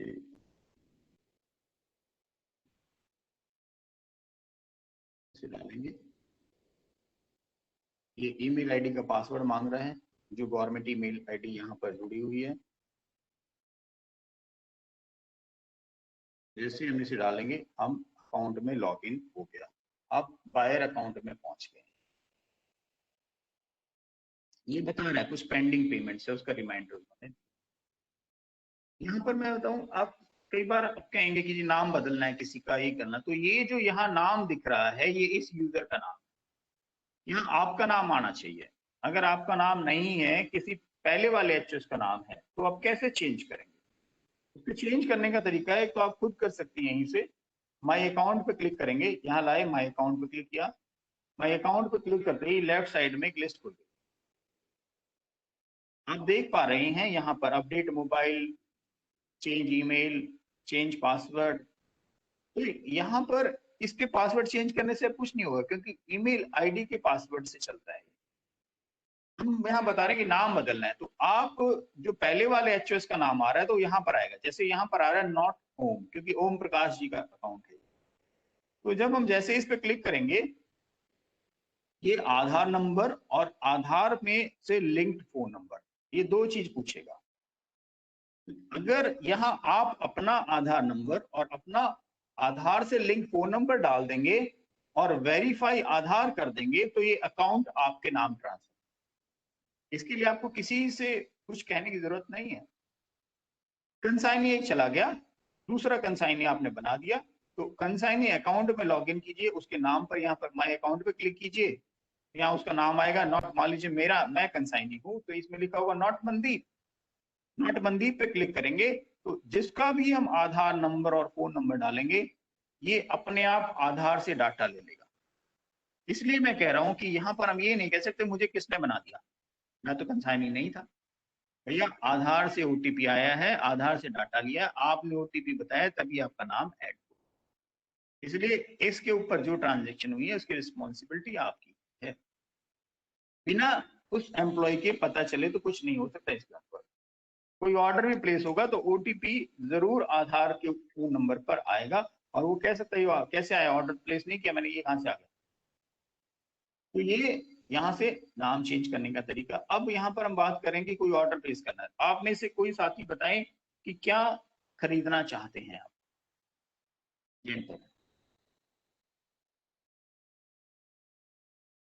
हाँ जी, बताओ जिम क्या बाइसिकल खरीदना? सर, हाँ? जिम के लिए बाइसिकल सर, बाइसाइकिल? बाइसाइकिल। जी जी जी। बाइसाइकिल ले लेने से स्कूल में हम खरीदते नहीं। कोई ऐसा आइटम बता दो, बाइसाइकिल मिल जाएंगी यहाँ पर। सर लेकिन रिम ऐसा कोई पेपर, आइटम नहीं है जो- ream paper, ream paper, ream- चलो ठीक है। सर या ये गिफ्ट आज एक नया सेपरेटर्स आइटम लेते हैं, हम लेते हैं अलमारी खरीदनी है मान लीजिए, या टीवी सेपरेटर्स खरीदना है, डालो या आप। हाँ जी, गिफ्ट सेपरेटर्स, कौन सा? गिफ्ट होता है केमिस्ट्री में यूज सर। अच्छा, KI बहुत स्पेसिफिक चीजों पे मत जाओ। मैं बता ना कॉमन चीजें हैं, बाकी यहाँ पर एप्रेटिस डाल देते हैं। पर अवेलेबिलिटी नॉट सर फैन करके देख लीजिए, फैन कॉमन है। हेलो, क्या बता रहे हैं आप? एप्रेटिस स्कूल लैबोरेटरी, बॉयलेज लॉ। तो यहाँ पर जैसे ही आप वर्ड डालते हैं उससे रिलेटेड वो डिटेल्स खुल जाती। मान लीजिए इन्होंने कहा एपरेटस, हमने इसमें एपरेटस डाल दिया और ये इसको सर्च कर रहा है, ये एपरेटस आ गए। अब यहाँ पर ये एपरेटस का प्राइजेस आ गया। सबसे पहले हमें ये हर बार देखने की जरूरत नहीं है, हम सबसे पहले यहाँ पर कंसाइनी को सिलेक्ट करेंगे। कंसाइनी सेलेक्ट करेंगे, यहाँ पर अपने स्कूल का आदमी हमने नाम सेलेक्ट करने लेना है और यहाँ लिख देना कि हमें 5 एपरेटस चाहिए, सर्च कर देना। जैसे हम ये सर्च करेंगे अब केवल वही एपरेटस रह जाएंगे जो यहाँ दिल्ली में और 5 से कम में बेचने को तैयार है। अब ये जो दिखा रहा है 3,75,000, ये 5 का प्राइस बता रहा है, ये सभी 5 का प्राइस बता रहा है। तो ये बहुत साइंटिफिक सी चीजें हैं, सब लोग इसको फॉलो नहीं कर पाएंगे। हम चलिए एक कॉमन सी चीज को ही दोबारा देखते हैं। ठीक है, यहाँ पर मान लीजिए हमें लेना है टेलीविजन लेना है। ठीक है, टेलीविजन लेना है तो हमने टेलीविजन पर क्लिक कर दिया। साइंस लैब के लिए टेलीविजन लेना है। अब यहाँ पर टेलीविजन में अगेन फिर हम सेलेक्ट कंसाइनी चले जाएं। सबसे पहले जरूर करें, क्योंकि इससे क्या होगा, और हमें एक टीवी खरीदना है तो केवल वही टीवी यहाँ रह जाएंगे, क्योंकि जो दिल्ली में और एक बेचने को तैयार है। अब देखो 7,700 रुपए का सबसे छोटा टीवी आ गया, क्योंकि ये स्क्रीन साइज 24 इंची है। अब जब हमने खरीदना है तो हम ऐसा तो खरीदेंगे, स्कूल में साइंस हमारे 50 बच्चे देखेंगे, तो सबसे पहले हम इसके साइज को बड़ा करेंगे। ये साइज है ना स्क्रीन साइज, हम लेंगे स्क्रीन साइज 43 इंचेस, या हम 55 इंची टीवी लेंगे। जैसे ही हमने 55 इंची किया हमारा L1 चेंज हो जाएगा। आप देख रहे हैं L1 हो गया दूसरा। अब L1 में वोल्ट्रियो एक स्मार्ट टीवी आ गया। अब हमें और भी बेटर हम लेना चाहते हैं। जब और भी बेटर लेना चाहते हैं तो हम चाहते हैं कि भाई वाईफाई से ही चल जाए। हमने वाईफाई में यस कर दिया। अगर इसमें वाईफाई नहीं होगा तो ये हट जाएगा कोई और दूसरा। अब ये एक और आ गया जिसके अंदर अब हम चाहते हैं कि और भी बेटर हो इसके अंदर। तो और भी क्या बेटर हो सकता है, हम यहाँ पर built in set top box ले सकते हैं, या हम टाइप में ले लेंगे ओवर एलईडी ब्लैकलाइट। ये एलईडी टीवी है, वो लेट भी ले सकते हैं, केवल 2 ही ऑप्शन दिखा रहा था। हम इसके अंदर HDMI पोर्ट कितने चाहिए, हम 3 HDMI पोर्ट ले लिया हमने। हो सकता है इसमें 2 होंगे तो इससे भी और कोई महंगा वाला L1 हो जाए, लेकिन इसके अंदर सारे फीचर्स हैं। आप देख रहे हैं कि ये जो टीवी है इसके अंदर सारे फीचर्स हैं। अभी हम और भी चले जाएंगे, रिजोल्यूशन पे आ जाएं। हमारा रिजोल्यूशन UHD यानी और बेटर होना चाहिए। अब ये UHD है तो यही रहे, जहाँ UHD है ये तो यही रहेगा अभी फिलहाल। तो हम इस तरीके से और भी बेटर टीवी देख सकते हैं। जो ब्राइटनेस है वो हमारी अच्छी होनी चाहिए, फुल ब्राइट टीवी हम ले लेते हैं। अभी भी ये बहुत अच्छा टीवी है, इसमें सारे फीचर्स हैं। एक तरह से नाम पे मत जाइए। हमें ऐसे में और क्या है, हम ज्यादा से ज्यादा क्या कर सकते हैं, हम वारंटी ईयर्स को सिलेक्ट कर सकते हैं।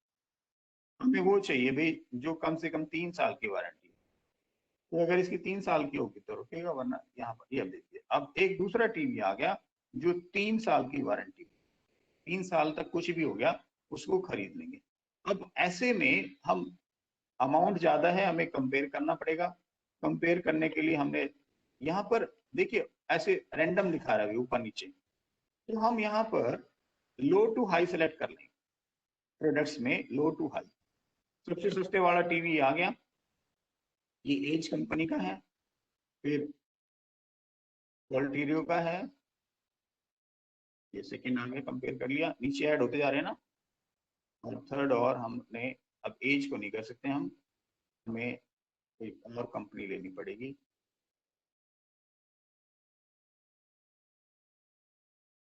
एज 3 को हमने ले लिया, इसको हटा दिया, कंपेयर LG हो गया, और एक वेल्टेरियो हमने कोई भी ये ले लिया। मान लो ये 3 आपने कंपेयर किए और स्टार्ट कंपैरिजन पे क्लिक किया तो आपके प्रोडक्ट तो दिखाएगा L1 कौन सा है इसके अंदर वो भी दिखाएगा। अभी देख रहे हो हमने ये सेलेक्ट नहीं किया था कंपेयर करने के लिए, ये जैम खुद बता रहा है कि भाई इस तरह की वैरायटी में सबसे सस्ता टीवी ये अवेलेबल है जो आपने प्रोडक्ट स्पेसिफिकेशन लिया है। और क्योंकि ये 25,000 से ज्यादा का आइटम है तो आपको कंपेयर करना मस्ट है, ये लिखना आ गया। जैसे अमाउंट ज्यादा हो गया तो ये कह रहा है भाई कंपेयर करना जरूरी है। अब हम इसको कंपेयर करेंगे और जो L1 है उसे हम ऐड टू कार्ट करेंगे तो वो कार्ट में पहुंच जाएगा। कैसे खरीदना है बताया था पहले भी, L1 ले रहे हैं तो डायरेक्ट परचेज कर सकते हैं। ये कंपैरिजन शीट हमारे इस ऑर्डर के साथ ऑटोमेटिकली सेव हो जाएगी। यहाँ पर डायरेक्ट परचेज करेंगे और आगे बढ़ते चले जाएंगे। कंपैरिजन शीट आप कभी भी क्लिक करके देख सकते हैं, वो इस तरह से आपको ये दिखा देगा, इसके अंदर सेव रहेगा हमेशा। तो हम इसमें आगे बढ़ें और इस ऑर्डर को प्लेस कर सकते हैं। प्रोसेस वही रहेगा इस तरह के। देखिए कितनी देर लगी एक टीवी को खरीदने में, और हमने कम से कम इतनी देर में ही 15 टीवी देख लिए और उनके फीचर्स को कंपेयर कर लिया। बल्कि शायद जब हमने शुरुआत करी थी तो उस समय कई 100 टीवी थे। हमने प्रोडक्ट स्पेसिफिकेशन सेलेक्ट करते गए, मुझे दिख रहा था कि नंबर जो शुरू में 540 के करीब था। 540 टीवी में से हम छांट कर अपनी पसंद का एक टीवी ले लिया और वो बिल्कुल फेयर ऑर्डर प्लेस हुआ है। वोल्ट ट्रियो स्टार्टअप कंपनी है, वही सारी चीजें LG बनवाता है, वही सैमसंग बनवाता है, वहीं से ये बनवाते हैं, बस नाम उनका ऐड ज्यादा है, इसकी ऐड कम है। तो एक अच्छा टीवी हमें 39,000 रुपए में 55 इंच का फुल UHD हमें टीवी मिल गया। स्मार्ट टीवी है, वाईफाई से चलता है सारे काम। तो ये जो प्रोसेस है ये आप लोग भी आसानी से कर सकते हैं। आपको प्लीज IT या बाकी टीचरों पर डिपेंड होने की जरूरत नहीं है। घर जाइए, खाना खा के आराम के टाइम पे अपना फोन लेके बैठ जाइए, ऑर्डर प्लेस कर दीजिए। और अगर उससे भी करा रहे हैं तो प्लीज अब बैठे और देखें कि क्या कर रहा है, कहीं गलत तो नहीं कर रहे हैं, क्योंकि रिस्पॉन्सिबिलिटी आपकी ही है। तो ये आसानी से आ जाता है। अभी पहली बार लगता है कि थोड़ा मुश्किल है। कुछ आइटम जैसे स्पेसिफिकली उन्होंने कोई एपरेटस का नाम लिया, आप यहाँ पर नॉन अवेलेबिलिटी निकालिए। एक दो ऐसी चीजें जो हैं अनकॉमन टाइप हैं वो आप बाहर से ले लीजिए, जैम में नॉन अवेलेबिलिटी पर जरूर निकाल लीजिए, और यहाँ पर मिल जाए तो बात ही नहीं है उसकी, तो बहुत बढ़िया है। तो ये था हमारा आज का जैम से संबंधित। नॉन अवेलेबिलिटी, एक बार नॉन अवेलेबिलिटी कैसे निकालते हैं वो भी थोड़ा दिखा दीजिए। ये डैशबोर्ड पे गए, जैम अवेलेबिलिटी रिपोर्ट है, यहाँ पर आप क्लिक करेंगे, प्रोडक्ट की बात करेंगे, ठीक है, क्रिएट मैनुअल रिपोर्ट, और यहाँ बल्क रिपोर्ट, ज्यादा आइटम्स, यहाँ से आप इसकी रिपोर्ट निकाल सकते हैं। ठीक है जी, ये सारे लिंक डैशबोर्ड पे दिए हैं। एक और चीज मैं बताया था, इंसिडेंट्स से कई बार आपने कोई काम गलत किया है तो वहाँ यहाँ रिक्वेस्ट इंसिडेंट में वो आ जाता है। आपको शो कोज भी कई बार देता है जैम, तो ये सब इंसिडेंट में आता है। रिक्वेस्ट भी आती है बहुत सारी कि भाई कौन सी रिक्वेस्ट क्रिएट करी है, तो चेंज कराना है, वो सब इसी पर ही माई डैशबोर्ड पर ये सारे लिंक्स दिए गए। और जैसे लिखा आ रहा ना, you are flagged as red buyer, तो ऐसे में अच्छे सेलर आपको सामान नहीं बेचेंगे। प्लीज जाके सारे प्रोसेस को क्लियर कराइए ताकि आप लोग अपनी कैटेगरी, अपनी ग्रेडिंग को अपग्रेड कर सकें। ठीक है, अभी इस सिलसिले में किसी को कुछ पूछना है, इंडिविजुअल प्रॉब्लम्स हो ना, उससे आप दागर जी सर अपना फोन नंबर दीजिए। दागर जी अपना फोन नंबर दीजिए। अभी आएगा वो टाइम भी आएगा सर, नंबर भी दिया जाएगा। मेरा नहीं, हर डिस्ट्रिक्ट के मास्टर ट्रेनर का नंबर मिलेगा आपको, और जो PPT हमने शेयर करी है वहां पर मिलेगा। अब एक और जो हमारा इसका दूसरा पॉइंट था कि केयर टेकिंग ब्रांच क्या करती है। आवाज नहीं आई किसी को? क्वेश्चन था मेरा छोटा सा, आप बताइए। हाँ एक सर, ये बायर और कंसाइनी एक ही हो सकते हैं या अलग अलग ही रखने पड़ेंगे? मैंने शुरू में आपको बताया था कि बायर और कंसाइनी एक हो सकता है अगर आदमी नहीं है तो, हमने बहुत सारे डिपार्टमेंटों में, जहाँ डिस्ट्रिक्ट्स में या SSA का है, जहाँ आदमी 2 काम कर रहे हैं, वहां पर हमने बायर और कंसाइनी का रोल एक को दिया है। जेम अलाउड करता है, उसके लिए कोई इशू नहीं है। और हम कई बार क्या करते हैं कि कंसाइनी नहीं है तो बायर को ही 2 रिस्पॉन्सिबिलिटीज दे देते हैं कि वो कंसाइनी का काम भी कर सके। लेकिन स्कूल है हमारे पास 3 अलग अलग, मतलब एक तो HS हो ही गया, 2 और टीचर हमें मिलने कोई मुश्किल नहीं है। मैं तो हमेशा सजेस्ट करता हूँ कि तीनों रोल अलग अलग दी जाए तो बेटर है। ठीक है जी। और ईमेल आईडी जो यहाँ पर जेम की ईमेल आईडी है gembuyer.in, ये बेसिकली NIC की ईमेल आईडी है। अब gembuyer.in की जगह nic.in भी लिख सकते हैं। बहुत अच्छी गवर्नमेंट सेफ ईमेल आईडी है, इसमें वायरस वगैरह का अटैक नहीं होता है। आप वैसे भी यूज कर सकते हैं मैसेज वगैरह भेजने के लिए। और DDO अकाउंट जो पेरोल है वहां पर भी जो गवर्नमेंट ईमेल आईडी है, तो हम वहां पर भी हमने ये यूज कर लिया। ज्यादा स्कूलों ने वही यूज। तो कोई और सवाल किसी का है तो पूछ लीजिए, वरना मैं एक छोटा सा ओवरव्यू पेइंग अथॉरिटी कौन बनता है सर, थोड़ा सा इसे क्लियर करें। हाँ, पेइंग अथॉरिटी मैंने बताया, पेमेंट कोई नहीं करनी है उन्हें सिर्फ पेमेंट जो हुई है उसकी डिटेल फीड करनी है। तो कोई क्लर्क हो स्कूल का, मिनिस्टर स्टाफ हो तो अच्छी बात है, नहीं तो आप ऐसे किसी टीचर को बना सकते हैं जो उनसे पूछे किस डेट को पेमेंट क्लियर हुई और फीड कर दे। वो आपका स्कूल का कोई टीचर भी हो सकता है, कोई कंप्यूटर टीचर भी हो सकता है, वो आपके ऊपर है कि आप किससे काम ले रहे हैं। कोई मना नहीं कर सकता सर काम। Thank you sir. ठीक है। हेलो, क्योंकि पेमेंट नहीं करनी है, उसको पेमेंट करनी नहीं है। पेमेंट तो सर PO से होगी, DDO साइन करेगा, HOS सैंक्शन पे साइन करेगा, क्लर्क लेके जाएगा। लेकिन फीड करने के लिए कि हाँ भाई ये पेमेंट हो गई है, हम एक पेइंग अथॉरिटी बनाते हैं, उसमें क्लर्क हो जाए तो बेस्ट है। अगर ऐसा कोई आपके स्कूल में क्लर्क है कि भाई वो मैं बैठूंगा नहीं जी, मैं ये फीड नहीं करूँ, तो काम ना अटके तो आपको जो आपको एफिशिएंट आदमी दिखता है आप उसे बना सकते हैं। Thank you sir. हाँ जी, और कोई है? नहीं तो मैं एक और है PPT जो केयर टेकिंग ब्रांच के बारे में, थोड़ा सा वो भी दिखा दूंगा ताकि आपको आइडिया हो जाए कि किन किन चीजों के लिए आप केयर टेकिंग ब्रांच को अप्रोच कर सकते हैं। दिखाओ सर। ठीक है, शुरू करते हैं। नेक्स्ट दिखाइए हमारा, सर। हाँ जी जी।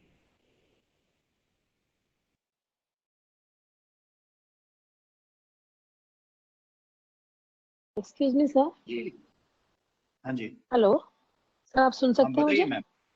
हाँ हाँ बिल्कुल, सर, बिल्कुल। मेरा एक क्वेश्चन है कि जैसे आपने कहा कि अगर हमारा एनुअल फंक्शन के लिए हम पहले से ही कोई अपने प्राइजेस वगैरह लेके रख लें, पर इन केस अगर जैसे इस साल हुआ कि एनुअल फंक्शन हुआ ही नहीं या कोई ऐसी मैम कोई देखिए, और हाँ, ऐसी आ जाए, हाँ, उस केस में क्या आप- होगा सर?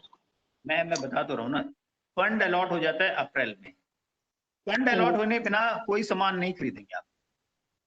हाँ जी, जब तक फंड ही अलॉट नहीं हुआ एनुअल डे का तो खरीदेंगे कैसे? अच्छा, ओके ओके, समझ में आ गई। सीधी सी बात है। मतलब कोई भी हाँ जी, पैसा आप SMC या किसी भी चीज का कोई सैंक्शन साइन ना करें जब तक पैसा आपके पास एलोकेट ना हो जाए। पहली बात ध्यान रखें, क्योंकि आप सैंक्शन साइन कर दी, यहाँ अपलोड कर दी या दे दिया तो इसका मतलब आपकी तरफ से तो पैसे हैं। फंड एलोकेट हुए बिना तो कोई परचेजिंग करनी नहीं है। लेकिन जब भी पैसा एलोकेट होता है ये जून जुलाई में ही हो जाता है, और हम एनुअल डे बनाते हैं दिसंबर में। प्लान तो पहले बना ले, पैसा आएगा तो क्या करना है। ठीक है ना? नहीं सर, ये जैसे पूछना चाहते हैं कि हमने पहले ही अवार्ड खरीद लिए मान लीजिए जून में, और इस साल खरीद ले सर, बिना एनुअल डे पैसे आए हो ही कैसे नहीं खरीद रहा। लिया? मैं कह रहा हूँ कि जब तक एनुअल डे का पैसा अलॉट नहीं हुआ आपने क्यों खरीद लिया? पैसा तो मान एलोकेट लीजिए हुआ ही नहीं है, पैसा तो allot आपके हो स्कूल गया। को मिला ही नहीं है। हाँ जी, सर एनुअल प्रोक्योरमेंट प्लान कब बनाते हैं? एनुअल प्रोक्योरमेंट वैसे तो मैम आपको बताएं कि जब हम साल हमारा शुरू होना है 1 अप्रैल को, उससे पहले जुलाई में हम एक बजट रिक्वेस्ट डालते हैं। अगर आपको किसी में से ऐसा देखा हो, वरना अब आप पता चल जाएगा जब आप DDO या HOS बनेंगे। अगला साल आने से पहले ही जुलाई के अंदर हम एक बजट सबमिट करते हैं, इसको बोलते हैं बजट एस्टिमेट्स। इसके अंदर उस साल के रिवाइज एस्टिमेट और अगले साल का बजट एस्टिमेट्स डालते हैं कि हमारे स्कूल में सैलरी पे इतना पैसा खर्च होना है, कंटीजेंसी में इतना खर्च होना है, मेडिकल पे इतना खर्च होना है, एसएमसी में इतना पैसा जाएगा, और वो हम फीड करके भेजते हैं, जिसके बेस पर गवर्नमेंट बजट में पैसा एलोकेट करती है डिपार्टमेंट्स को। तो वो जो हमने तो 1 साल पहले ही बता दिया जी हमारा तो इतना खर्च होना है, फिर भी अप्रैल में आप जरूर बना लें कि एक डायरी में लिख लें कि इसमें ये ध्यान रखना है कि हमारी एलओसी आ गई, इसमें ध्यान रखना है कि हमारे पेपर सारे आ गए, इसमें ध्यान रखना है कि पेपर बन गए हैं। तो वो सारी चीजें कब हमें पीएफसी के लिए डाटा भरना है, कब यूडाइस का भरना है, कब हमें स्कूल डेवलपमेंट प्लान बनाना है, उसकी सबकी डेट्स फिक्स हैं जो स्कूल कैलेंडर के अंदर भी दी होती है। वो भी तो एक एनुअल प्लान है जो साल के पहले ही आ जाता है। अब ध्यान देखा आपने स्कूल कैलेंडर कब आ जाता है? स्कूल कैलेंडर आ जाता है सेशन शुरू होने से पहले ही। प्लान ही है बेसिकली कि कब कब हमें क्या क्या करना है। ठीक है, थैंक यू सर। अभी थोड़ा सा फास्ट हम देख लेते हैं कि सीटीबी है, केयरटेकिंग ब्रांच के क्या क्या रोल है। हम जैम का यूजर मैनेजमेंट जो है मास्टर ट्रेनर्स की टीम है होर्डिंग के अंडर काम कर रही है। School safety monitoring, school check and school view app, 2 app भी आपकी हैं, आप प्लीज उसे भी ध्यान देना। स्कूल व्यू ऐप भी आप अपने नाम पे ट्रांसफर करा लेना। जिसको कोई डाउट हो वो अपने डिस्ट्रिक्ट के मास्टर ट्रेनर से बात करे, वरना मुझसे पूछ ले। कॉन्ट्रेक्चुअल मिनिस्टर स्टाफ और स्टेट मैनेजर जो है वो केयर टेकिंग ब्रांच डील करती है। इसके बारे में मैं आपको बता दूं, अभी आप नए एचओएस बने हैं, जब ये पॉलिसी बनी थी तो शुरू से मैं इसमें इन्वॉल्व था। इसमें पूरी तरह एचओएस को पावर दी गई है।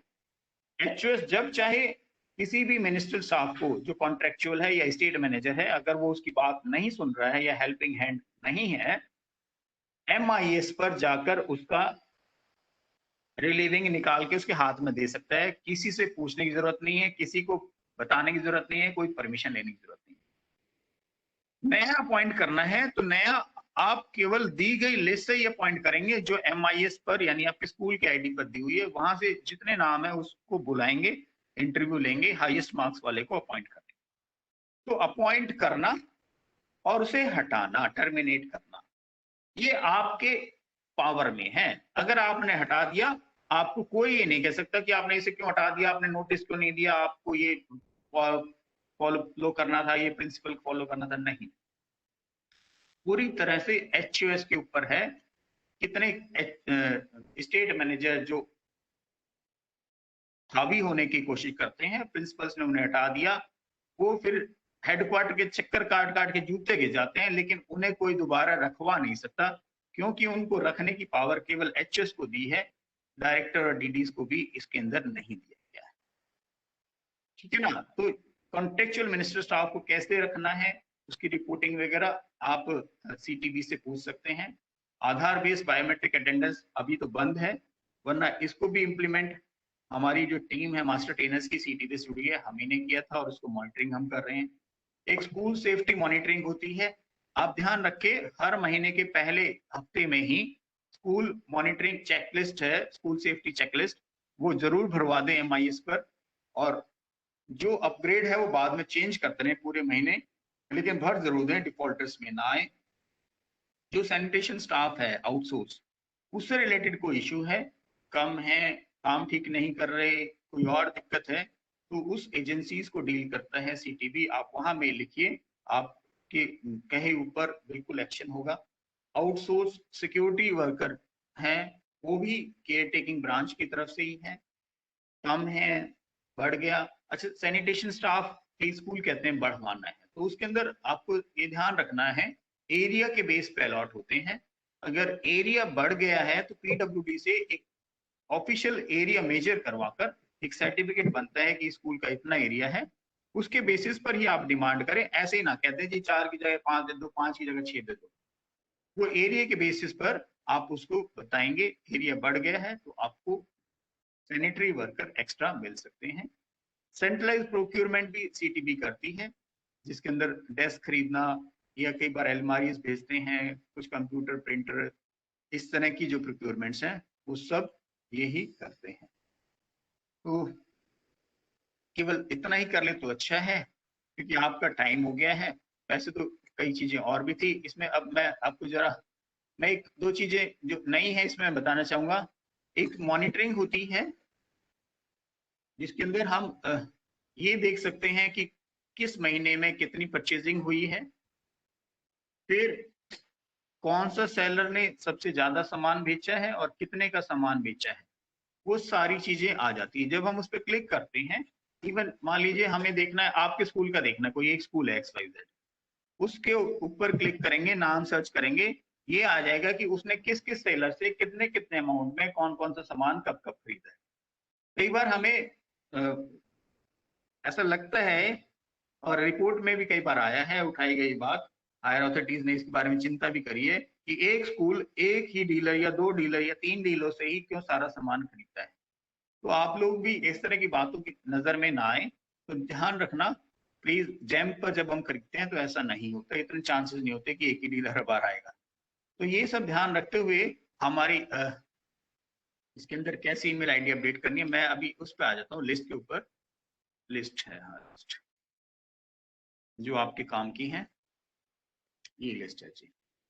इस लिस्ट को देखेंगे, इसके अंदर मैं अपना नंबर भी दिखाऊंगा और आप अपने डिस्ट्रिक्ट के जो जिस डिस्ट्रिक्ट से आप हैं उसका भी चेक कर सकते हैं। अभी मुझे यहाँ पता नहीं कि आप किस किस डिस्ट्रिक्ट से हैं, बट अगर साउथ से हैं, साउथ वेस्ट ए से हैं, तो ये 2 डिस्ट्रिक्ट्स मैं देखता हूँ। अभी हमारी जो जतिंदर कौर मैम है वो रिटायर हो गई हैं। ये मेरा नंबर है, मैं इसको हाईलाइट कर देता हूँ। यहाँ पर आप देख पा रहे हैं हाईलाइटेड नंबर, ये इसको थोड़ा और बड़ा कर देते हैं क्या है, तो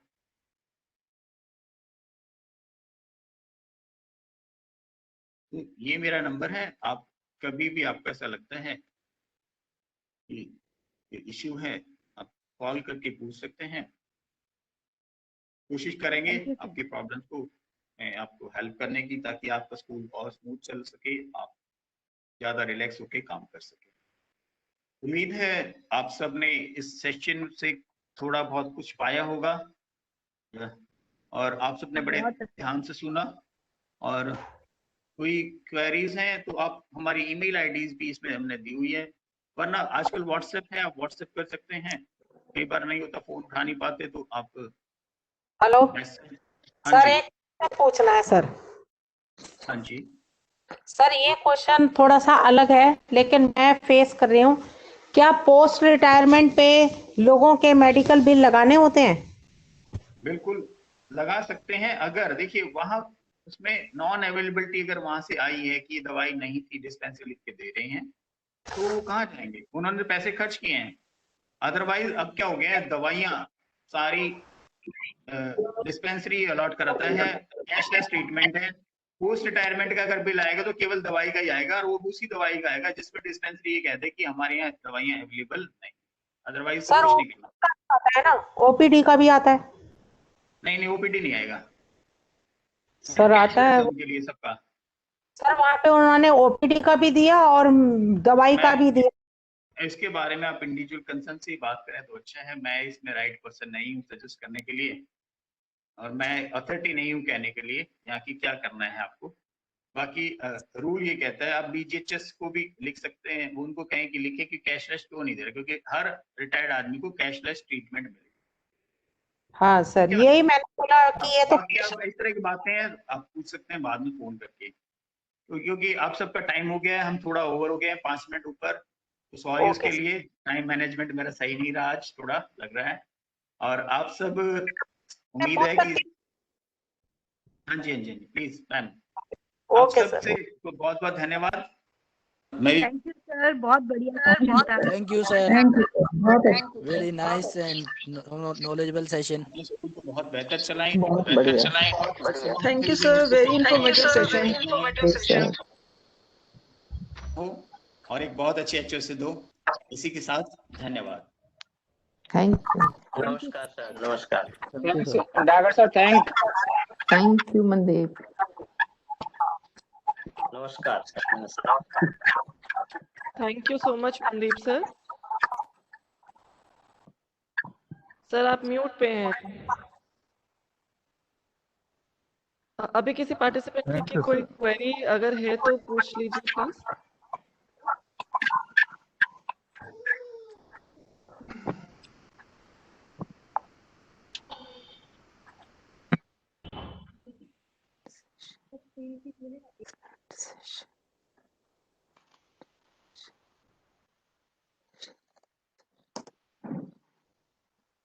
Thank you so much, Mandeep sir, for the very informative session.